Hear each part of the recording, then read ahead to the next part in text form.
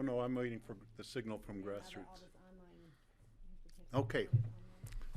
Good afternoon, everybody. Today is the Board of County Commissioners of Pitkin County work session on Tuesday, February 11th. And our first item on the agenda is a presentation on our investments. And so, good afternoon. Ann, will you take it away? Yep, thank you. Good afternoon. My name is Ann Driggers. I'm the Finance Director, Treasurer, and Public Trustee. The investment portion falls under the Treasurer function of my job description, which is a state statutory responsibility. And if you remember last year, we outsourced the investment function, which used to be managed by Tom Oaken when he was the sole treasurer, to Chandler Asset Management, and they have been overseeing our funds now for a year, just over a year. It's been a process of moving things over to them, and so 2019 has been a year of transition. But I'm here to have them present the 29 report and also give an economic update. So Julie Hughes and Scott Prickett are our investment advisors. Thank you, Ann. It's nice to be here this afternoon. And what we're going to present in about probably the next 20, 25 minutes or so is just a really high-level review of the economic situation right now, some brief comments relative to what it might look like moving forward, and then I'll turn it over to Julie to talk more specifically about the investments and the portfolio that we manage for Pitkin County. So I'll start on page 3, and needless to say, I'm not going to read through this, but a couple of the key factors right now that we're focusing on and dealing with in our analysis are obviously, I'd be remiss if I didn't mention the effects of the coronavirus and what's going on there. And the headlines, certainly what happened in the initial stages relative to the equity sell-offs, both in the U.S. and globally. That's, needless to say, rebounded quite aggressively in U.S. markets, but nonetheless, the effects of that are going to be felt certainly in the near term and definitely in the first quarter of this year. There's estimates that on a global scale, average GDPs, again, globally, about 3.3%, that has the potential to be cut in half by the coronavirus. But it remains to be seen. You know, we don't have a perfect example of a virus similar to this, but the best comparison that we have is SARS, and that occurred in 2002, essentially November 2002 through about June or July of 2003, and that's a point of comparison that we have here. And for example, the Shanghai index dropped initially about 13-14%, but then the way these recoveries, and both on a human scale as well as an economic scale, occur, at least historically, it's been quite a fast snapback that we've seen, if you want to define a snapback within about 6 to 9 months. So we'll see if that occurs here. It could be sooner, it could be later, but that's certainly a factor that we'll keep an eye on. In fact, the FOMC, more specifically Jay Powell, is giving his testimony, semi-annual testimony to Congress. He did yesterday, and I believe he might be finished now.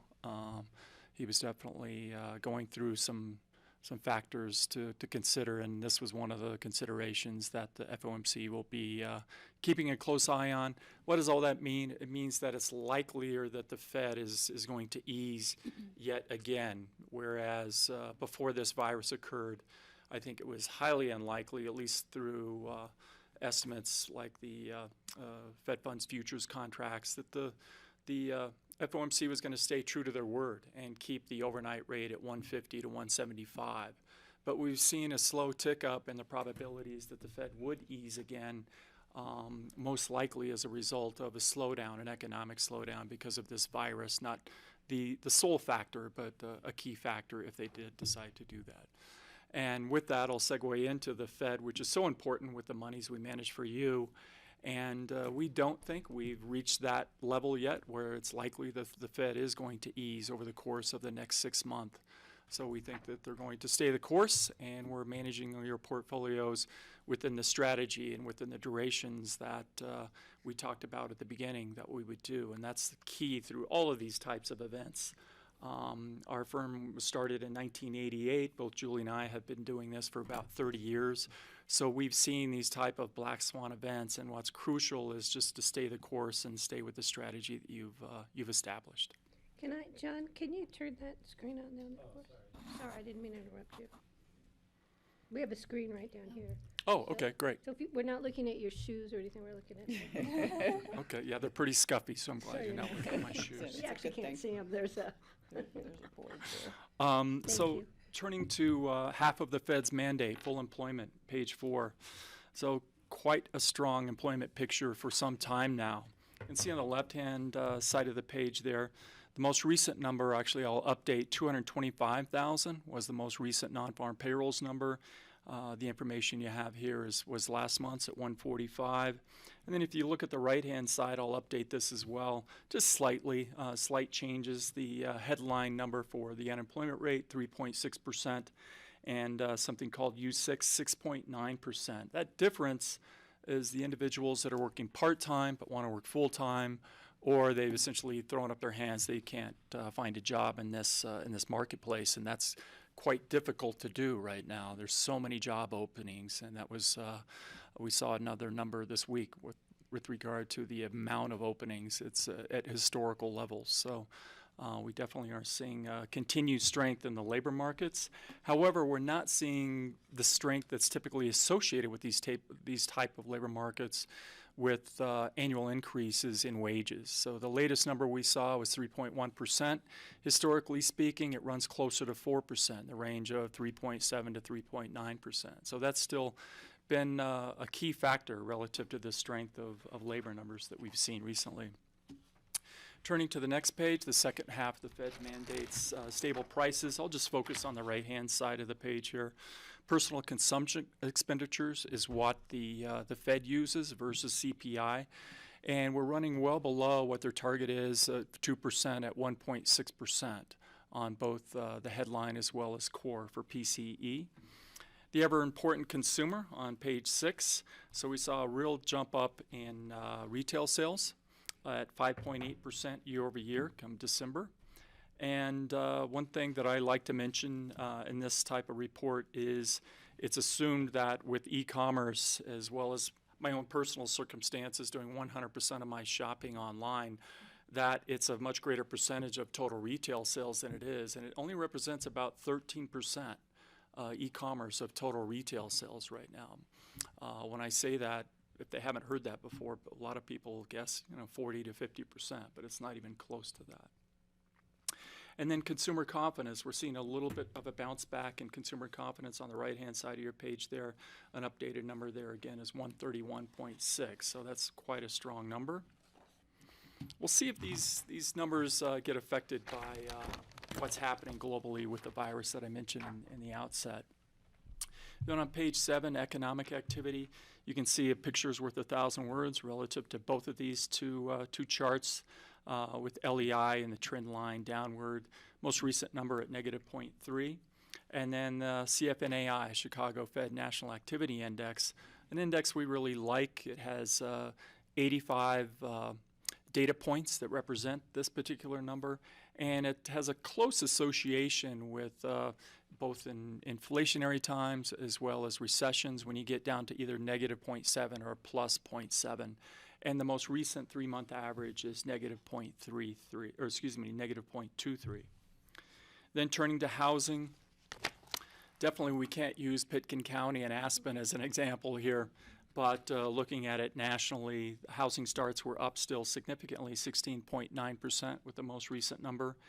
And we've seen a little bit of a tick up in housing prices represented by the 20-city composite home index at 2.6%.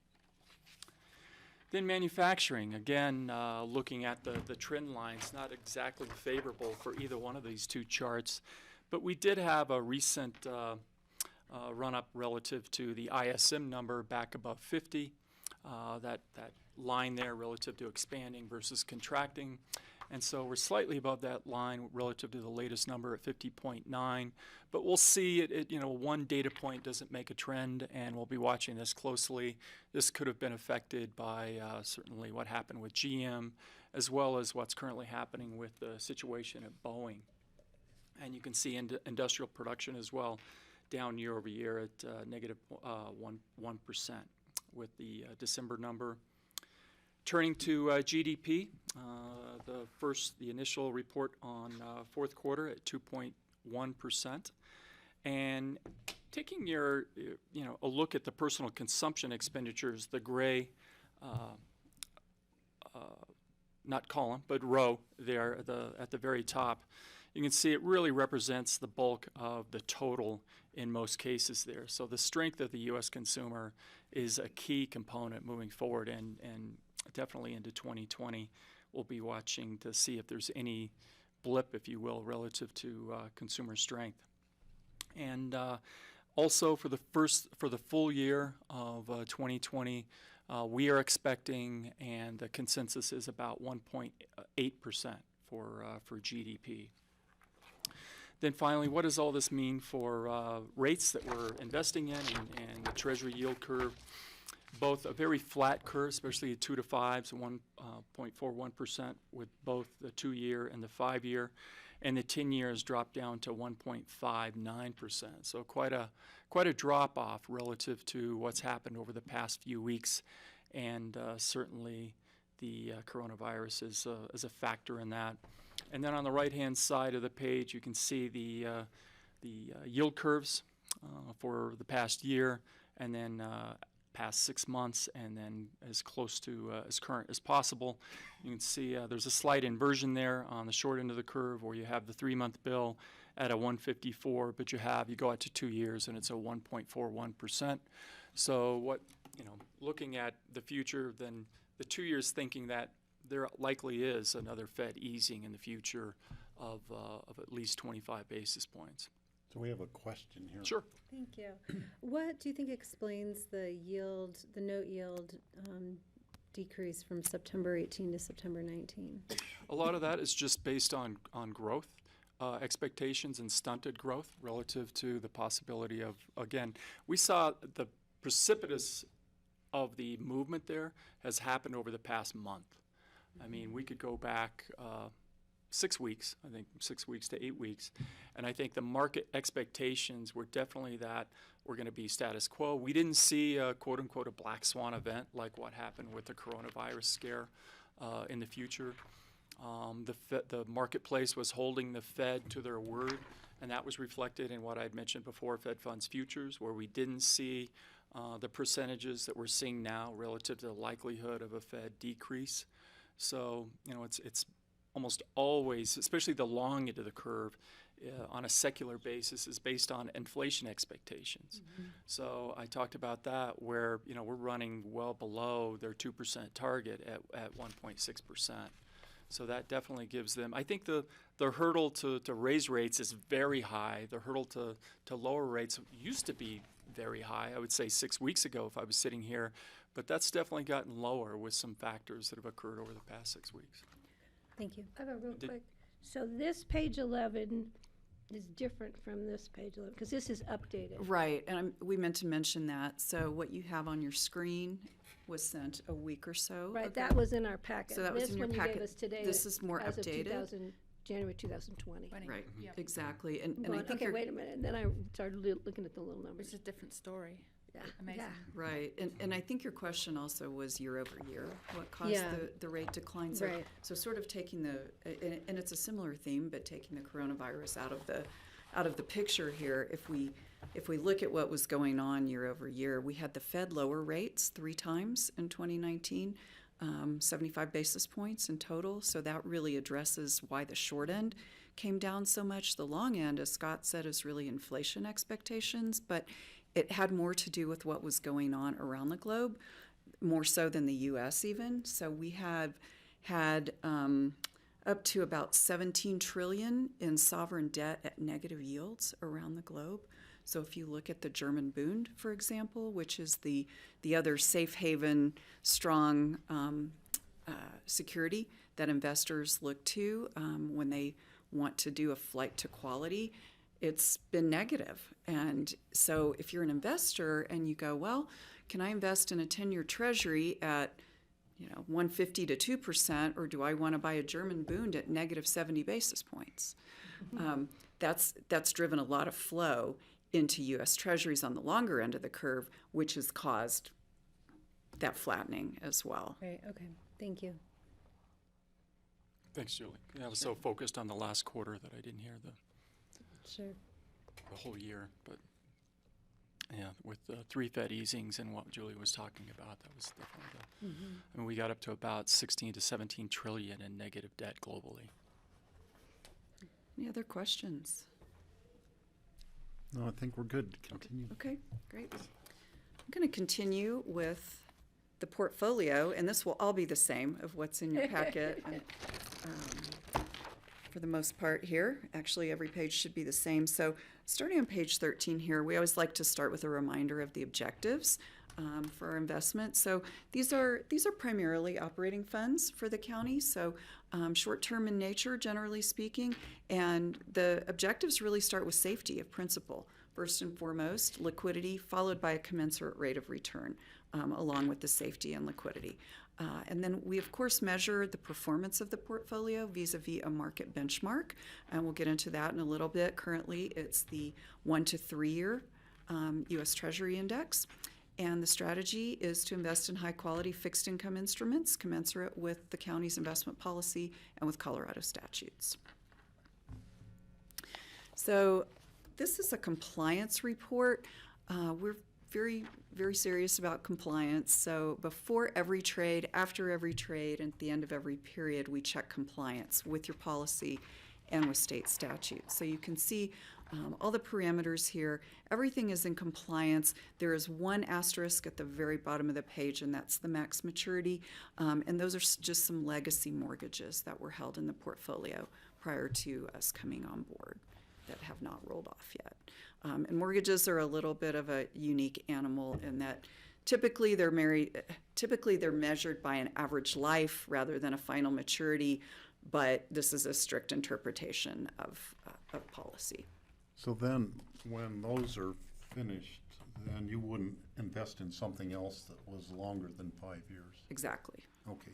Exactly. So onto page 15, I'm really going to focus our time here on the managed portfolio, the portion of the county's portfolio that we are managing. And You can see a quarter-to-quarter comparison here. I'll focus on the middle column, the portfolio characteristics. So the average modified duration, and duration is typically fairly close to your average maturity. There's a little bit of difference because of those mortgages and some other instruments in the portfolio, but it's really a measure of market risk in the portfolio, so sensitivity to interest rate changes. You can see that we're short of the benchmark. So at the end of the year, we had a 1.64 year duration, which was about 92% of the benchmark duration. And typically when you're in a rising rate environment, we're very cognizant of being defensive and protecting that principal in the portfolio. So we're typically managing a short duration to the benchmark within about 10%. So that's the 92%. However, we've been in a rising rate environment for over 10 years. Last year, we had a very, very quick and precipitous shift to a declining rate environment. So some of the statistics you're going to see here are commensurate with the fact that we were building the portfolio and transitioning the portfolio over the course of the year. Our goal in the current environment, where as Scott went through the interest rate environment, is more a declining to stable rate environment. We'd like to be a little bit closer to neutral with that benchmark, which causes the performance to increase in that kind of environment. So throughout the course of the last month, we have increased that duration to about 98% of the benchmark. And that's about where we're going to run it, between 95 and 100%, as long as we are in a stable to declining rate environment. You can see the purchase yield on average is just below 2%. And the market yield is really indicative of what's happened in the market. So that's in the securities you already hold. The rates came down from a 178 to a 163 over the course of the quarter. The quality is that of the U.S. government, AA plus by S&P, AAA by Moody's, and the market value of the portfolio. Again, this is just the managed portfolio component. Roughly $52.9 million. So we did add to the portfolio over the quarter, but some of that is also gains in the market value due to the decline in rates. To get into a little bit more detail about the securities held in the portfolio, so portfolio is primarily government securities. So you can see as of the end of the year, about 39% treasuries, about 53% agencies, and then just a small percentage in those legacy CMOs, collateralized mortgage obligations, which are agencies as well, and then a little bit of cash held over year end there. Notably, we increased our allocation to U.S. Treasuries over the course of the quarter, and just because we saw spreads in agencies and other securities compress. So we felt the relative value was superior in U.S. Treasuries at that point. So what are agencies? Would that be like financial institutions? Agencies, meaning U.S. government agencies. So you can see the specific ones on the next page here. So it's Freddie Mac, Fannie Mae, Federal Farm Credit, and Ginnie Mae, essentially. So it's our U.S. government guaranteed agencies. And you can see that the portfolio is well diversified between the different agencies. So moving on to page 18, which is our quality distribution. So this is S&P ratings, and the green bars indicate the 1231 numbers. There's very little change. Almost everything is AA because that is the rating of the U.S. government. So the non-rated is a few of the CMOs, which are actually, they're non-rated securities, but the underlying issuer is a U.S. government agency that's AA rated. So it's an extremely high quality portfolio overall. And a little bit more interesting here on page 19, we can see the distribution across the curve of those durations. So your portfolio is depicted by the dark green bars relative to the benchmark, which is the lighter gray bars. You can see the benchmark is very strictly 1 year to 3 years. However, your portfolio, we have securities distributed more widely across the curve, and that's really purposeful to have more coming due on the shorter end, and then as we're expecting rates to remain relatively stable on the short end of the curve, and being in that declining rate environment, we think it's prudent to lock some in on that longer end before rates fall as well. So you see a wider dispersion, and that's deliberate. And then our performance over the last year. So this is total return, and it's really best measured over time. So this includes not only the interest income component of the portfolio, but also the underlying price changes in the securities of the portfolio. So remember, there's an inverse relationship between interest rates and the price changes. As rates come down, the prices come up of what you already own. So this encompasses both elements, and you can see that 12 months and since inception are both the same, and returns were about 3.35% versus 3.55% for the index. Our goal is to outperform the index. This was a transitionary year, so we didn't have our full strategy in place all year. And we think the way we've positioned the portfolio in terms of a neutral duration and dispersion across the curve will enable the portfolio to outperform as we move forward, as we're now fully invested in the strategy. And then lastly, this is just a historic purchase yield on average. So you can see it did rise as we were ramping up investing the portfolio, but then of course rates fell, across the curve, and portfolio of course absorbs what the market has to offer. So you should see that stabilize, really come down a little bit further and stabilize as we enter the next year here. So any questions about the managed portfolio? Well, I think we're all good. Okay, well, I'm not going to spend a lot of time on the rest. It's the other components. There are, on page 22, there are some legacy CD holdings, which is just under 13 million. They're all AAA rated. As these are rolling off over the next year and a half, 2 years, we are reinvesting those into the 1 to 3 strategy that I just described. So I won't go through the detail here unless anyone has any questions. A quick clarification, and that's why there was the $6 million difference between September and December. Those are getting reinvested.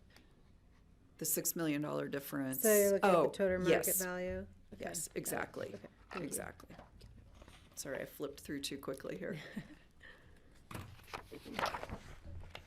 And then you can see how short this is. Most of the portfolio, 70+%, will mature within the year, and that will be reinvested into the strategy. And then, of course, the county holds liquidity in local government investment pools, about $31.5 million as of the end of the year. And those are Colorado local government investment pools, so that's fully liquid funds at about 2%.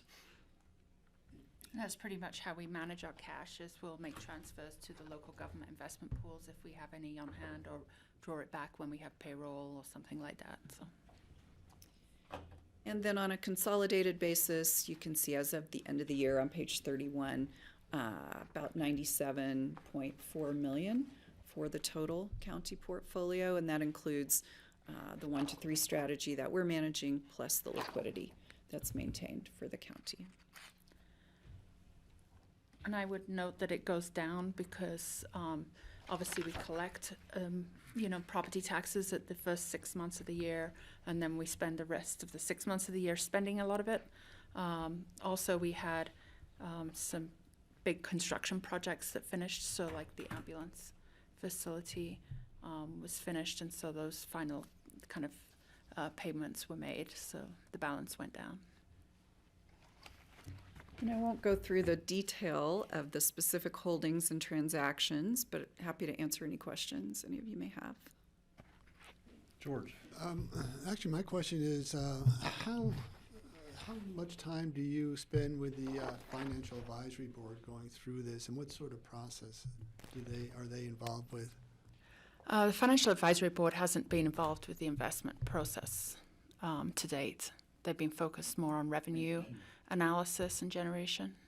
I mean, is it value for them to be involved and just for them to have the background information as well? I can certainly forward the don't know if they have an presentations interest, to but them. Yeah. I mean, We're so constrained in what we can and cannot invest in that spending a lot of time on investment strategies, particularly from the private sector backgrounds that most of our financial advisory board members come from, I probably wouldn't be useful in that regard, but to understand the structure of how we've been investing, our liquidity, that sort of thing, as they're looking at, broader issues or challenges the county might be facing, it's probably good information I to just share. wonder, even with Scott's earlier presentation, in terms of just your economic overview Right. and sort of forecasting, it seems like that would be valuable for the FAB to have. Steve? Yeah. Yeah, I agree. I think sending this on to them, just seeing if they have any gigantic urge to discuss it at one of their meetings. We're trying to get our financial advisory board more involved. Okay. And we have some possible tax questions that we might be putting on a ballot in the next couple of years, and so we're working with them on that right now. That's when Ann says we're talking about revenue sources.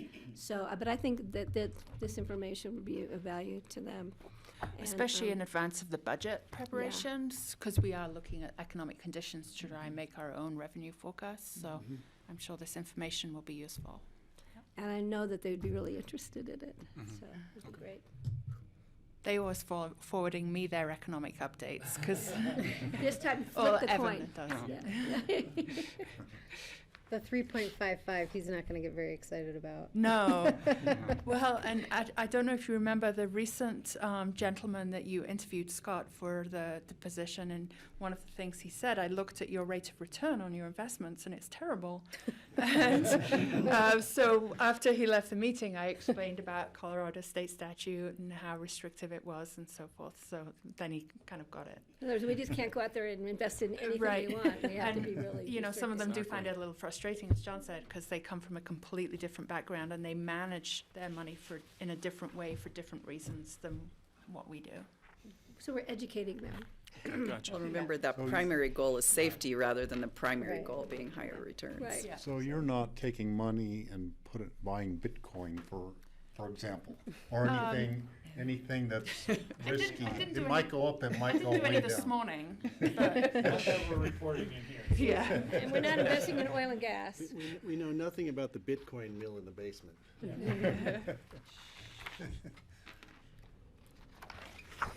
No, that was my main point too, what George brought up about, this would be useful information for the Financial Advisory Board to know and to understand when they're making their projections for the county. Right.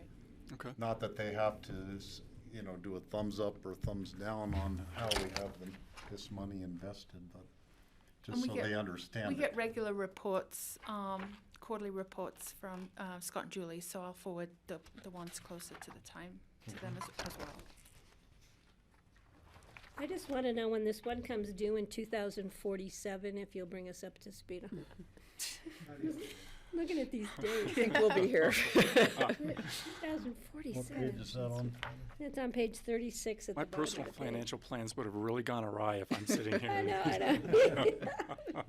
have a question. Should have invested more wisely. And I just have a little bit of a background question. Were these services through an RFP process? Correct, conducted? yes. And then how long does their contract last for? The Um, renewable year? Yeah, I think it's 5 years. So, yeah, we did a full RFP process. Tom Oak and myself, Rich, and I'm trying to remember who else was on the selection committee. And we had 3 interviews, and Chandler was our winner. Thank you. So, I'm curious about the cash flow. The county gets all this, we collect all the property taxes, we get the sales taxes. a lot of it you're putting into these investments, and then you're pulling money out all the time as we pay for things. Do you do all that electronically, or do you have to call these guys and say, we need No. X amount of money, or how does that process work? So with Chandler Asset Management, when we first started off, we did a cash flow analysis to determine, how much we need on an operational basis each month, and that's around 30 to 35 million to cash flow the county's operations. And so the rest of the funds are essentially invested by them. We manage on a daily basis the 30 to 35 million as it comes in and out. So right now, with property tax collections going full steam ahead, we're depositing a lot of money in the local government investment pools. And then we'll pull it out as things come up, like the open space and trails purchases or payroll and so forth. So we get a pretty good rate of return from the local government investment pools. Not as high as the ones that Scott and Julie can get for us, but we need to manage our money like that. But it is totally electronic. Mm-hmm. So yeah, the process is that one of the treasurer's staff, so either Sid or Stephanie or Naju, will run a cash flow analysis each morning, determine how much money we need for that day, and then either withdraw or put money in, and it's electronic, and then the actual transfer gets approved by somebody else in finance, usually me or one of my finance team. So we always have sort of double check on everything. Uh-huh. All right. Okay, any other questions? All right, Thank you. Thank you. this is outside our area of expertise, and it's really interesting to see how, Oh, good. That's good to hear. the things you look at and where we have our money parked to have doesn't make a high rate of return, but it makes a positive rate of return. It does, and we're still kind of finalizing the year end for 2019. It's taking a little longer than normal because we changed accounting systems, as you well know, in the middle. But I'm optimistic that we will see a higher rate of return in 2019 that we have in previous years because we transferred the responsibility over to Scott and Julie.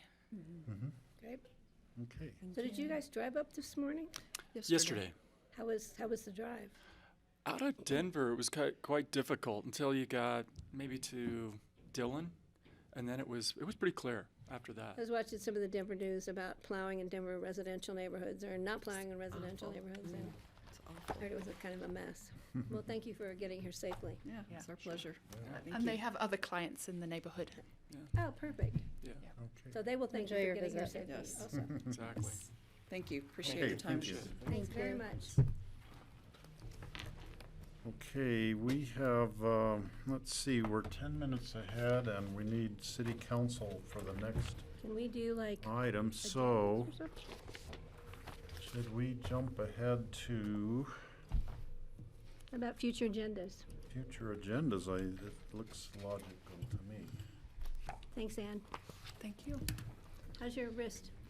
Really good. I can ski in 3 weeks. Oh my Really? God, please. Yeah. Awesome. I'm a model patient. I'm calling your orthopedic guy. You are a Don't check him model out. ice skater, I would say. Soft snow only, no ice. All right. Yeah. Why don't we just So- take a No ice skating. short break, Steve, if people are just coming in now? We have like 10 minutes, well, and then skip our next break, 'cause I'd rather move us along than, Whatever. I can hit future agendas real quick if you want, Yeah, and let's then do maybe future take a agendas. break and let We don't folks know if get everybody's settled in. here actually not. from this group, so. So, really, the only thing I had for you on future agendas is we are getting a number of joint meetings set up, both with your own boards, but also with some of our local government partners. So, March 3rd, we've got one coming up with open space and trails. March 10th with healthy rivers and streams. March 17th with the city of Aspen, and that's in addition to, of course, to what we're doing today. And then we are looking at March 24th for a joint meeting with Garfield County. The purpose of that meeting will be to bring back the broadband authority model that staff has been working on. The question for you is another board that you have a lot of interaction with but have not met with would be the Planning and Zoning Commission. Would you be interested in a joint meeting with the work that's coming Never up? had one. I know. That's, Well, I think, as you know, Cindy's working on some different timelines that will, so you may want to check with Cindy and see when Of would course, be yeah. the appropriate time to bring them in, because they'll be doing a lot of discussions in the next couple of months. I think I agree with that, and I also think given some of the priorities that the board laid out in the retreat, it may be good to have a joint meeting and You conversation. talk about things those about policy. GMQS and growth itself Correct. and how, okay. Yeah. I know at one point, we've been talking about having April from RWAPA come in and just do some RWAPA update. I don't know if it needs to be a joint meeting with their board, but just a report from that board, so. Maybe April could come in and do just report for the whole board. I think that would yeah. be, yeah. And we could invite other board members to come if they wish to attend that. Are we meeting with Garfield just- County in Basalt? Is that what we're trying to do? We're still, the parentheses that I have here is we're still working on a location. So we're and still so, working on it because we either have to come back up Mid-Valley- here. I think they came up here last time, is that right? Yeah, they brought us, we gave them the thing we found during the move and they scratched our new table. I'll never forget that meeting. Yeah, so they were definitely here Not last. They were definitely, they were on their way over the pass is why. Kelly? Thanks. So just a couple things. I note in our prep for some of these meetings and the agendas that it's about a week lead time, and I just want to check in if that's enough time for staff to prepare for those and get the packet ready. So there's some cleanup we need to do in the future agendas. The dates are kind of wrong, and if there's Okay. time to bump those up, I don't know if that's helpful to you at all. Okay, yeah, it's always a balancing act for us if we're too far out. Sure, Yeah, that's but if a couple weeks, if there are significant agenda item changes that the board might be requesting versus what staff is recommending, yeah, more lead time would be helpful. So. And then also, I'm happy to hear from RWAPA. I want to reiterate my request for kind of a larger, like, watershed planning update that we've talked about, and not lose that in favor of having RWAPA come in individually and see if there's a way to kind of have April can wear many multiple hats. groups. Yeah, she does wear many hats, so it might streamline her time too. And then I have a couple other future agenda things. Yeah, do you have anything else, John? Nope. Okay, Kelly? Okay, let me find my notes. In one of our regular sessions, I note there's an item that's listed twice. I don't know if that's intentional. Is that on the 26th? Having to do, yes. I'm going to ask Jeanette to clarify whether that's something new that's coming forward or not, because she's been handling that. I had that on mine too. Okay, with regards to the Consolidated Sanitation District, Oh, no, items 2 and 5 are the same.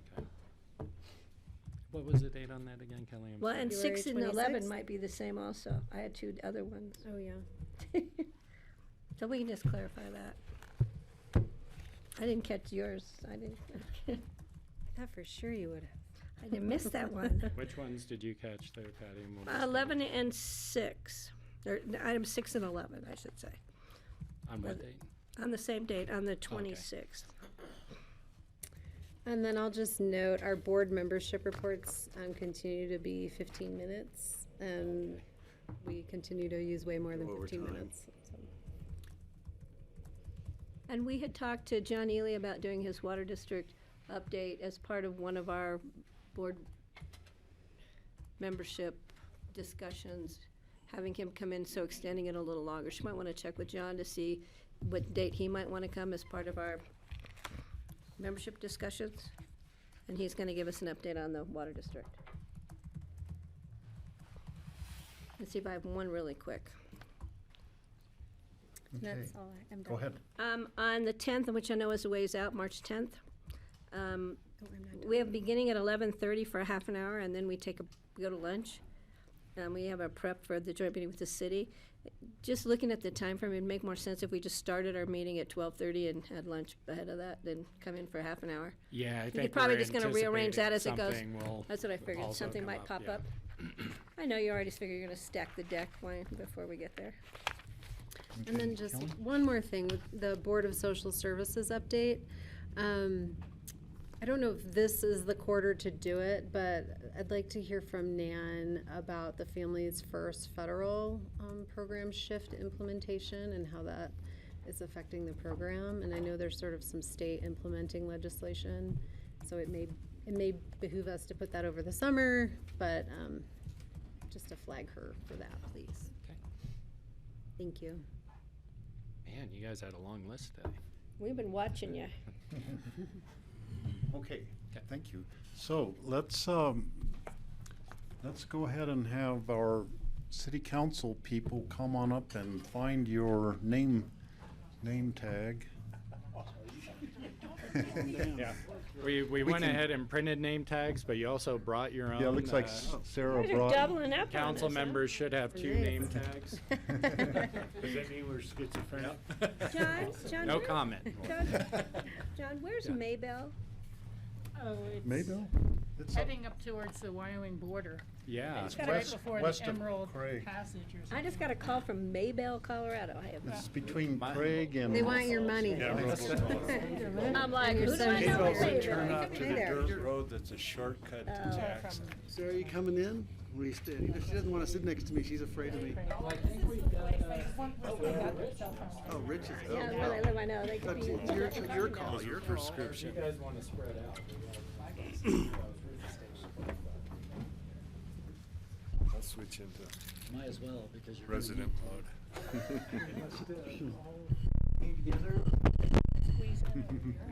Yeah, Wyatt. We just had to put Doing you all in right, control. you? I like that. Good. It's very nice. You are coming in. Oh, now she is. Hey. Oh, so change. Okay, great. Hi. Well, welcome everybody from the city of Aspen here. We're pleased that you were able to come today for this discussion about the bus service to the Maroon Mills parking area. So, Brian, are you gonna lead this, or why don't you launch it, and then I'm sure we'll get different people involved in the discussion right away. Great, thank you. Maybe we'll start with introductions. I'm Brian Pettit. I'm the Public Works Director for Pitkin County. I'm Ben Rasmussen from the U.S. Department of Transportation Volpe Center. I'm the Public Lands Team Lead there. Dan Blankenship from Rafton. John Kruger, Director of Transportation for the City of Aspen.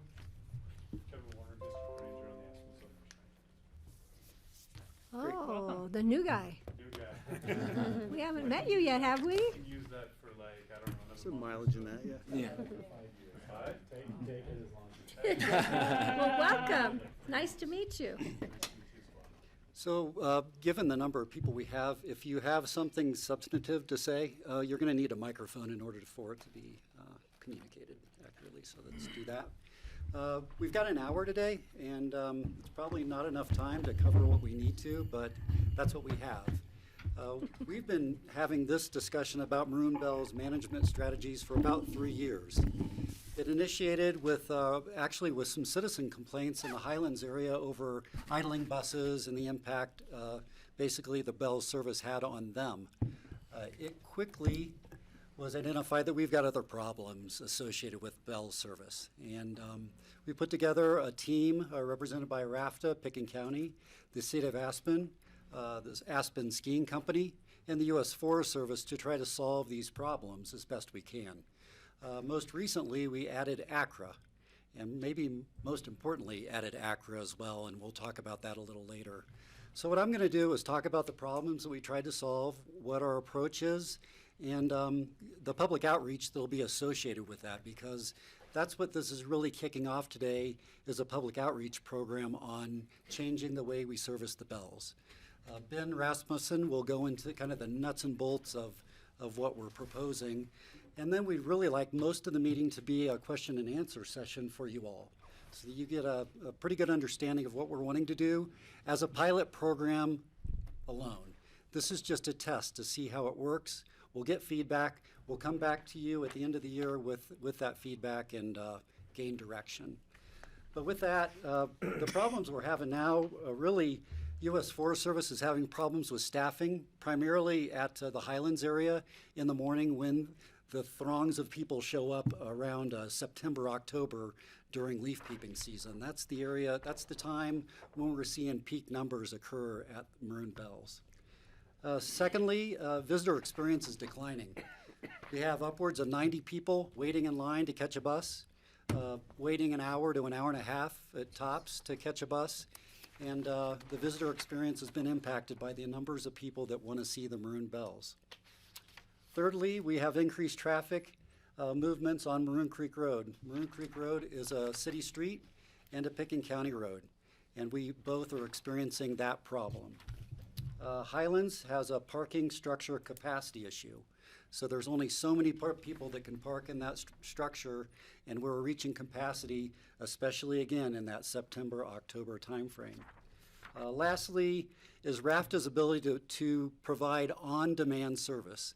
So as the numbers of people increase, RAFTA has to respond with a bus and a driver in short order in order to provide that service. That's becoming more and more difficult as the numbers increase to see the Maroon Bells. I'd like to talk a little bit about our ideas for public engagement. It's really kicking off today with you. We're reaching out to the town of Snowmass Village, and then on Thursday we'll be making a presentation to the RAFTA board. Next, we'd like to engage our Pitkin Connect system where people can, and we'll survey people on different aspects of the program, get their feedback throughout the year, and bring it back to you. Pat Bingham and Tracy Truelove will be leading the public outreach program through social media and other ways that those folks know how to reach the public. Lastly, throughout the pilot program, we'll be seeking feedback, not only through Pick and Connect, but also one-on-one through surveying people that are riding the bus, how they're experiencing the pilot program, and any changes they'd like to see. The pilot program is this. On a day-to-day basis, we'd like to start the bus service a little earlier at 5:30 in the morning because during leaf peeping season, people are wanting to get there right when the sun comes up in order to take that picture that they want to take home. Secondly, we'd like to extend bus service a little bit further into the season because people are wanting to travel up to the Bells later in the season. So we would extend bus service a little bit later. And finally, and most importantly, we would be instituting a reservation system where people will actually have a ticket to get on a bus to go see the Maroon Bells. This is only for the month of September and October right now. We wanted to test this program to see its viability and how well the public received it. With that, I'd like to give it to Ben. He'd like to go through kind of the nuts and bolts and how we came to some of the conclusions we've made, and then we'll engage in some question and answers for you all. Thanks, Brian, and thank you all for having me here. First, just a little bit about the Volpe Center. I imagine many of you haven't heard of the Volpe Center. It's part of the U.S. Department of Transportation. We do work with any other public entity, whether it's federal, state, local, county. We have been working with public lands for about 20 years. Started working with the Park Service, and that's expanded to the Forest Service, Fish and Wildlife Service, BLM, and increasingly the interaction between those agencies and other communities. So we just wrapped up a project a couple of years ago with the city of Colorado Springs and the Pike San Isabel National Forest, looking at it, running a shuttle up to Pikes Peak, especially during construction of their new visitor center up there. And then we also did a study for our Garden of the Gods shuttle for there, which is an amazing city park. So we were asked to join this group about 3 years ago, almost 2.5. And as Brian said, there's a number of stakeholders who were meeting ahead of time, and then the Forest Service heard about us because we've been helping out with Hanging Lake for about 5 years. So the Aspen-Sopris Ranger District said, hey, Volpe's been helping over here in Glenwood, maybe they can help out here. So we came into this group. We've been having monthly meetings, quarterly meetings with this group for about 2.5 years now. kind of first getting a grasp of what are the issues that Brian outlined. We implemented a survey. We've taken traffic counts. We've developed a survey report. We've developed a shuttle staging report as well. And then we kind of got to this point where we said, all right, we've got a clear idea of the situation. What can we do to kind of improve the experience of the visitors, but also the conditions on the ground? So just a couple basic points. I'm sure you all know, but it bears to say out loud. Maroon Bells shuttle runs from June through October, and everyone has to stop at Aspen's Highlands. Buttermilk was an overflow site as well the last couple of years. The shuttles operate generally from 8 a.m. to 5 p.m., but they can start a little earlier if there's a real need. And so RAFT has been responsible to that, 7 a.m. on peak days during September and October. So we looked at some of the data. We've talked to all the stakeholders. We've gotten a good sense that the main issue seems to be in September and October. That's when we've seen a real increase of folks, both in terms of the total numbers, but also the intensity of visitors per day. And generally speaking, that's visitors per hour during these peak hours especially. Early morning visitation has grown to get that Instagram shot of the bells at sunrise with the fall colors. And that's filling up the parking lots at the bells early in the morning. Forest Service staff has been having to come out at 4:30, 5 a.m. to try to get in front of it. And it's burning out the staff, understandably, to do that weekend after weekend in the fall. And what we're seeing then is that there's congestion that's created by those lots filling up, and then that kind of continues, or kind of not dominoes per se, but it continues through the day, because then there's those folks are turned around, they're told to go to the garage to park, and then there's a long line of people then at 7, 8 o'clock when the shuttles start running, and RAFT is kind of catching up through the course of the morning. Then another group of people seem to come midday that they then continue to try to accommodate. Getting a little more specific on the numbers here, you can see that's that quite a line. this is this was one of those fall mornings. You can see the aspens in the background there. There's about 100 people in line here as the shuttle service was starting up, and these numbers we wanted to compare apples to apples, so that we're looking at the total number of cars coming into the parking garage. ASC has a great system that now counts when the cars come in, exactly timestamps when they enter and when they exit. So we have a individualized record of every car that enters and exits the garage. We use this data to kind of see at a macro level when are the busiest months. It seems that all the months are busy compared to previous years, and comparing 2018 and 19, the visitation's up, or at least the number of cars are up. July, August, pretty similar in September, and then a big difference there in October. How this breaks out by day is pretty significant when you compare the 2 years. The hash marks here are the kind of faded bars are 2019 numbers. The solid bars are 2018. And in almost every instance, we're seeing more cars per day of the week for each of the months of the peak season, or of the operating season, rather. There's a couple exceptions, but the bars that really jump out are those October blue bars, where you're seeing that there's a very significant rise in the number of vehicles. And a lot of that's hard to predict because it's dependent on weather, it's dependent on peak season for the fall foliage. But we do get the general sense that fall is becoming more intense overall year to year.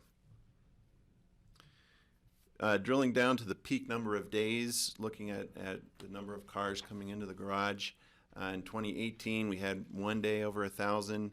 2019, we had 2 days over 1,100. And the other top 5 days were quite significant too, 800, 900 cars per day. The garage has been able to accommodate that number, but we did need to rely on Buttermilk for those peak days.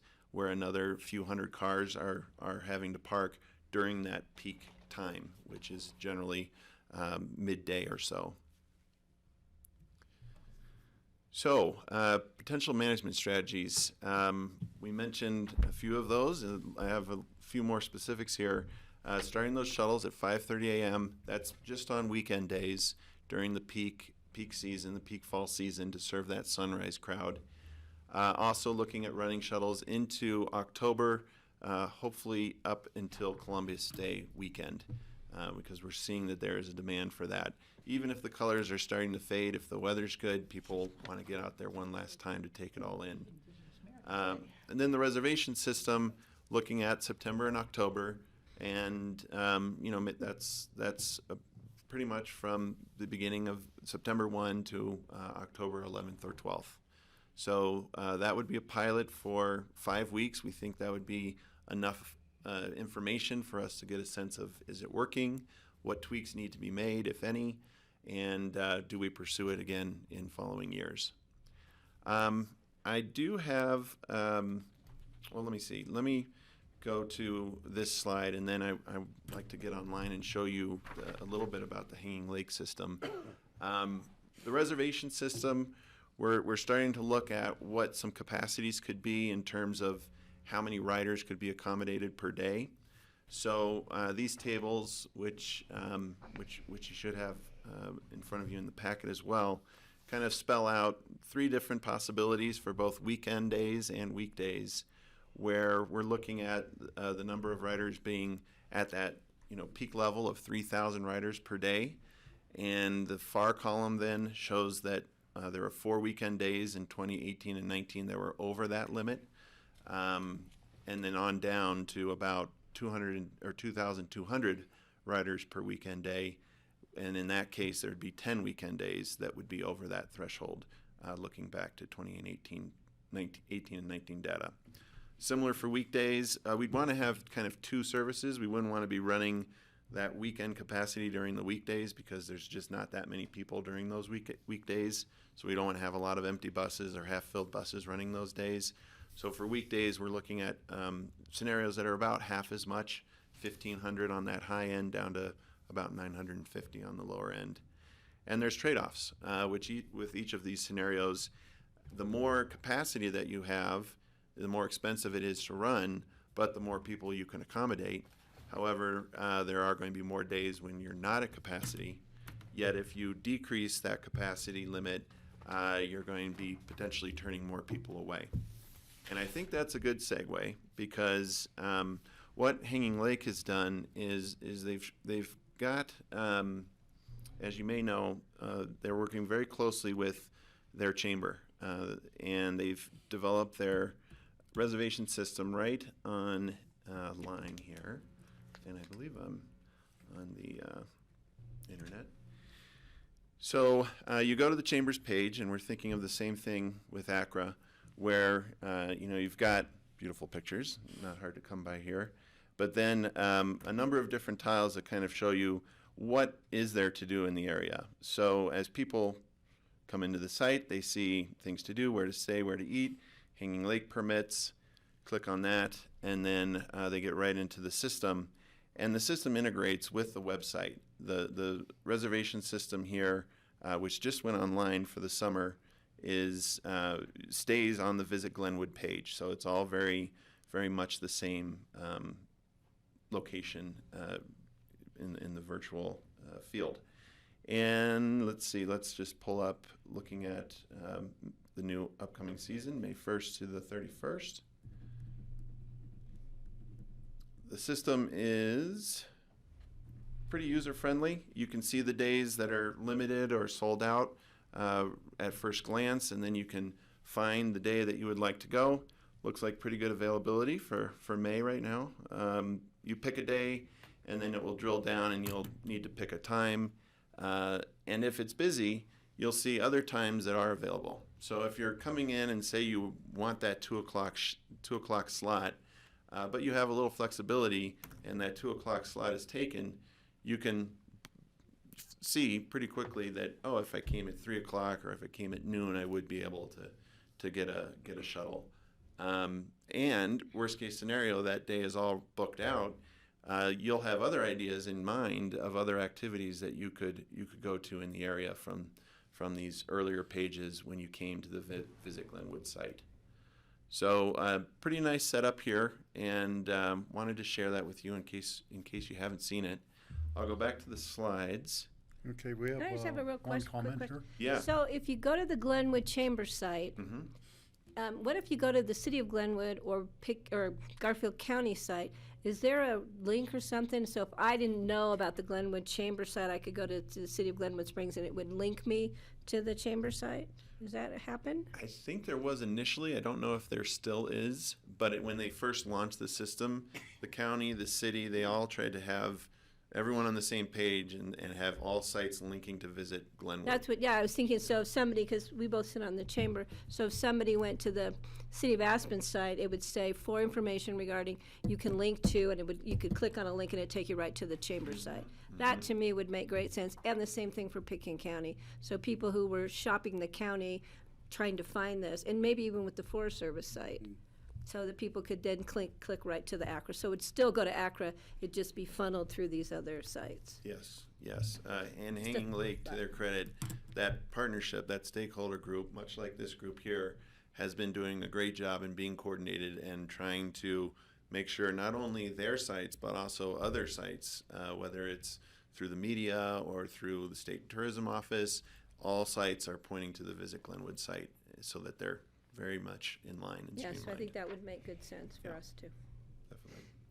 And I think I'm at the point to take any questions, because the last slide here is just a picture of people coming, boarding the bus on a nice fall day. So, Okay, Ann. Yeah, so, a couple questions. Is ACRA? She needs a microphone too, please. Oh, yes. I got it. So is ACRA enthusiastic about this? yes, we've been impressed. Oh, good, okay. Eliza, I don't think she's here today, but she's been on our calls, and she's been very much in favor of Okay. taking ownership of that site, it seems. And from what you said, it seems that one of the real bottlenecks is the Highlands garage. Could these shuttles initiate either Intercept Lot or Buttermilk, or probably not Ruby Park, that wouldn't help much, but initiate further down outside of the roundabout? We did look at that, and in fact, we piloted Buttermilk a few years ago with that idea in mind, and that did work pretty well. But then people had to transfer once they got to Highlands, and Highlands, the capacity of the lot is good on most days. It's kind of like when you're building the mall parking lot for Black Friday, the day after Thanksgiving, where all the shoppers are coming. There's just a few days a year, I should say, when that lot is very strained. And it's not during that whole day, it's just during a few hours. So we want to try to work with the garage. This is, we've had these discussions, and the group has said we want to work with that garage. It is a good launching point. It is closer so that people have a shorter ride up, and there's operating expenses that are dependent on the distance traveled, and so we want to keep that as short as possible. And we think the lot can accommodate these kinds of numbers, especially if they're spread out a little bit more over the course of the day. And last, you're not proposing a charge for a ticket the way Hanging Lake is? No, there's just the current charge for the shuttle ticket right now, plus the charge of a reservation, which is 16 cents. So that might be passed on to the customer. But we're figuring that out. Okay. Can I just, real quick, Rachel, I just want to tag on to Ann real quick about the buses at Highlands. Is there a charge for the parking garage at Highlands? Yeah. There is. Yeah. So that's tagged on. How much is it? It's a gradient system, so if you are only there for 30 minutes, it's under $5, but if you're there for 3 hours, it's up to, I think, $15, and if you're there all day, it's up to $25. Just to be sure that people haven't figured out, if I stay and leave my car at the Highlands parking garage, I can catch a free shuttle into Aspen.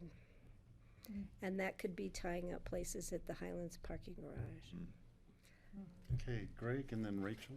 I just noticed, first off, several questions, but you have a bicycle link also on the Hanging Lake Trail, and I'm just wondering, have you contemplated a bicycling component with the rental companies or anything like that? Would be the first question. The second one is, if you have overflow on those busy days, is there any way we could work out a deal with, the ARC's probably too busy, but what about the middle school, which is just down the road, so it's not that far? If you've got a huge fall day and you need overflow, It's full of just cars. wondering if that would work, if there's a way to make a deal there. And then finally, the last one is, well, I've got more, but I don't want to split them out.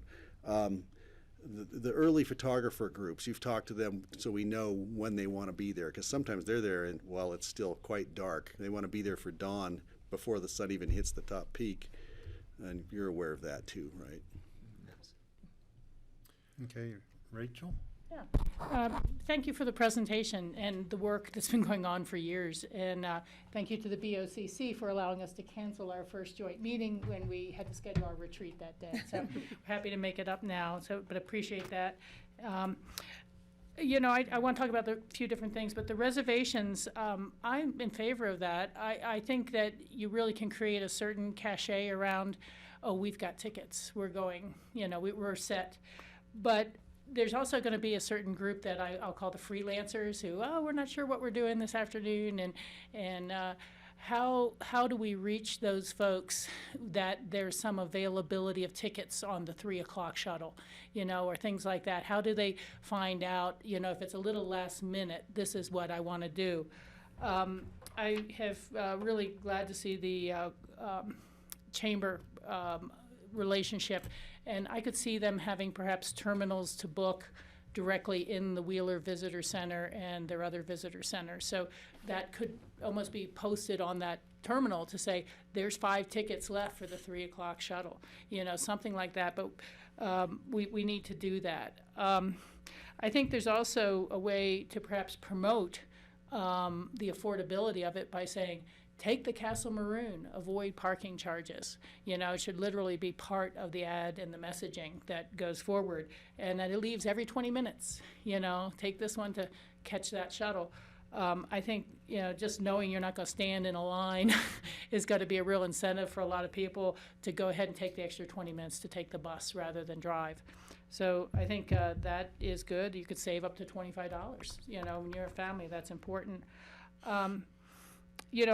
Your trends make sense given the demographic changes in the country. You have more empty nesters who really like to travel in the off-peak seasons when it's not expensive, or families with young kids who are not yet in school. So I know from the hotels and lodges, they're seeing more and more of that fall traffic for those reasons. I think it's going to be really important to get ahead of the ad placement for the summer magazines and promotional magazines. They usually go to press pretty early in the spring and start closing out. I don't know if we can get any public service announcements about this or something like that, but I think that is going to be really important in all the What to Do Aspen type books that everybody looks at, and the maps that they produce. The last thing are just kind of 2 questions, and we could answer them later. But you pay when you reserve, is that correct? Are there refunds available? Is there a mechanism for that? If our family got sick, we never came to Aspen, something like that. And what is the cancellation policy? We'd want to get that up front for people to know, if you cancel 48 hours in advance, it's fine, but short 1 hour, no, you're still stuck for the money. So we need to answer that. And then when we actually get to this next meeting on it or the review, it'd be really helpful to have a subsidy per rider type of budget numbers that go around this, and understanding even if part of that number is additional staffing needs by the Forest Service, to be able to open up as early as possible. And the one thing I'm really just not still getting out of this presentation, although I know it's probably an easy answer, is how do you expect that parking lot to be used? Who does get to use it, and why, and how long can they stay? Because it sounds like we're going to start on those weekends morning with a 5:30 a.m. turn people back. You can't go to the parking lot, but who is supposed to use it, and how, and why? And so that'd be helpful information. Thank you. Okay, Kelly. Great, thank you. I appreciate this approach. I think that this permitting approach is going to become more apparent in how we manage our recreation and, you know, protect our treasured places as well as the user experience. I have some, I guess, questions and concerns as well. So from what I understand now, people who are standing in line, they're queuing just for the next available bus. So if they want to go grab something to eat, or they can't really leave their place in line. So a concern I would have, I guess, is to also promote the local businesses around there, so that folks who maybe are sending one of their group to get lunch for everybody, you know, those businesses will still have opportunity to take advantage of that, that attendance. And people will think, well, okay, let's go an hour early to get lunch at this restaurant or that restaurant, because they know when they're set to leave.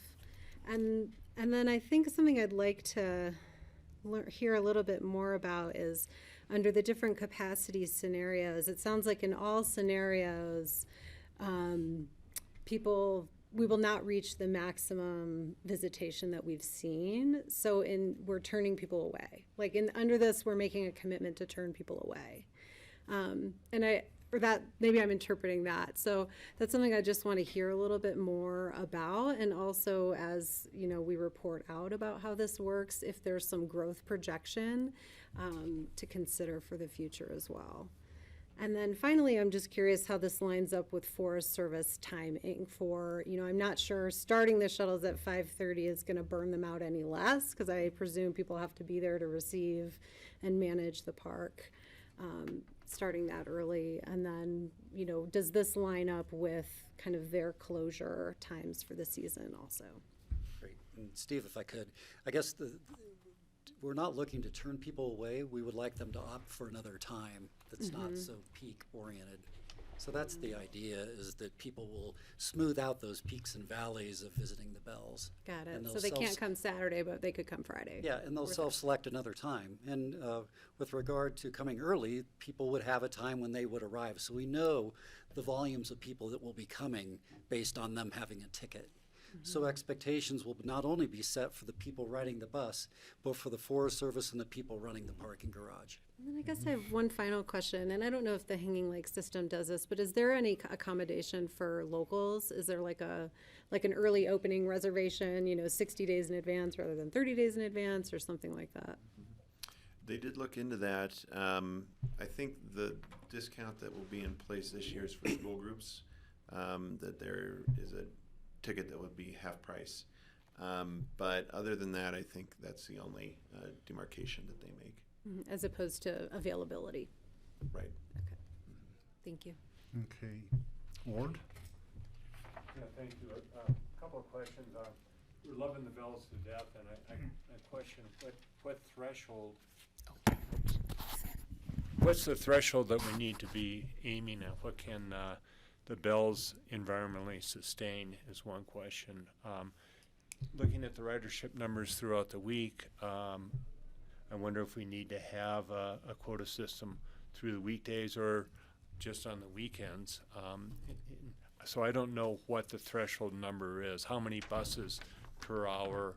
It seems like at the peak times when the leaves are in their peak, that they're almost constant buses, and I think an hour headway, which would suggest that we need more buses. But you know, the trade-off that you mentioned, turning people away might be or having them come at a different time during the week might be the answer. But the biggest questions for me is what's the threshold?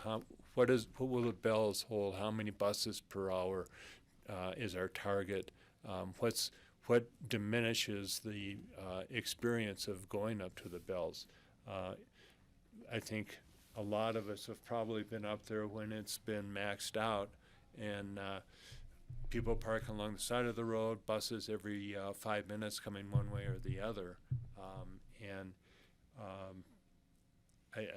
I think that's the question is, what's the threshold environmentally and for the visitor experience? Maybe I can have Kevin answer this, but I know that the bells have been hardened over the years to accommodate more people. But yes, Kevin, go ahead.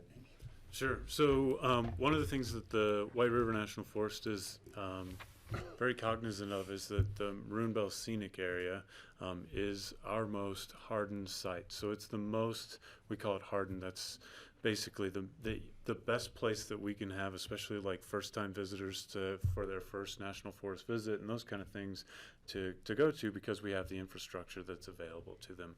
More recently, we've actually gone a little more towards kind of a national park style type of management as well, with putting up ropes around, trying to really confine people to trails, keeping them off of the lakeshore as well. And we believe that those are strong measures that are going to help us to kind of deconflict some of the potential environmental factors that you were mentioning, Ward, about the ecology and everything being able to handle that amount of people. When you talk a little bit more about the question about visitor experience, about every 5 years or so we do have visitor surveys that are done, and what we've received generally is that people are still enjoying their experience, and so I would say that it's probably, this is pretty anecdotal at this point, but it's probably more of the locals whose visitor experience is, I'll say, degraded, because many of the locals know what it used to be like. A lot of the other folks who are visiting for the first time, they're just glad to be there outdoors in a beautiful environment, and we're working really hard at the scenic area itself to try to manage that. And we believe that right now we can manage the visitation that we're already seeing, as well as the visitation that they're projecting in these scenarios as well. So, and Ward, if I could add, so we've really looked at the put-in for the bells, which is the Highlands parking area. That's really the constraint that has the limitation now. And we can quantify that because we know how many people can park there. Yeah. And things like that become very subjective to people. It's one of the issues we've often dealt with on water and water issues. You talk to the Front Range about what is a healthy river, and it can be 4 feet wide and deep enough to have trout, whereas for us, it's got to be 8 feet wide and deep enough to have trout. So you set a standard, and it starts to become very subjective depending on who's looking at it and how they want to change it.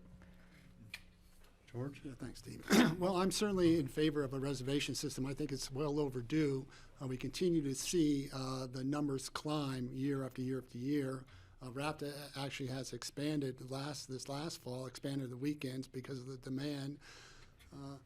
However, I don't think we should or need to be continuing to try to meet the increasing demand. As we see on all of our recreational areas, there's a limit. The Forest Service has been very successful in terms of doing a reservation system on Conundrum in terms of trying to address the environmental impacts there as well as the parking. So the reality is a reservation system will address and limit the number of people that can come up and visit the bells at any one particular time or day. And it's just like you need a reservation to go to a restaurant, or you need a reservation to travel on an airplane. It's not. It's the norm. The Monet exhibit in Denver is a great example. Those who went to that, you would sort of pick a time, and that time is full at 3 o'clock, so you go at 4 o'clock. So again, we should not be trying to continue to meet the demand of our public, and I would rather see us err on a conservative side. Even though the Forest Service says that they can handle the number of people up there, the quality of that experience I would question. And even the former district ranger, Karen Schroller, said it's no longer a wilderness experience when you're trying to hike a short trek from Maroon Lake to Crater Lake, and you're traveling that route with 1,300 people. That is not a wilderness experience at all. And so if we want to maintain that experience for all of our guests, we need to limit the number of people who travel up there at any day and any time. The other concern I have is that we're seeing more and more, especially this last year or two, the number of e-bikes that are going up on Maroon Road. A lot of them are guests who are renting bikes at the local shops, and they're viewing that road not as a road but as a bike path. And so you've got this conflict with buses that they're traveling every 10, 15 minutes going both ways, and you've got bicyclists who are unaware that it is a public transit system, and they're traveling in the middle of the road. That's an issue as well. So I would rather like to see, and we mentioned this earlier, if there was a way to stripe a lane from T Lazy 7 up to designate just a specific bike lane to raise that awareness.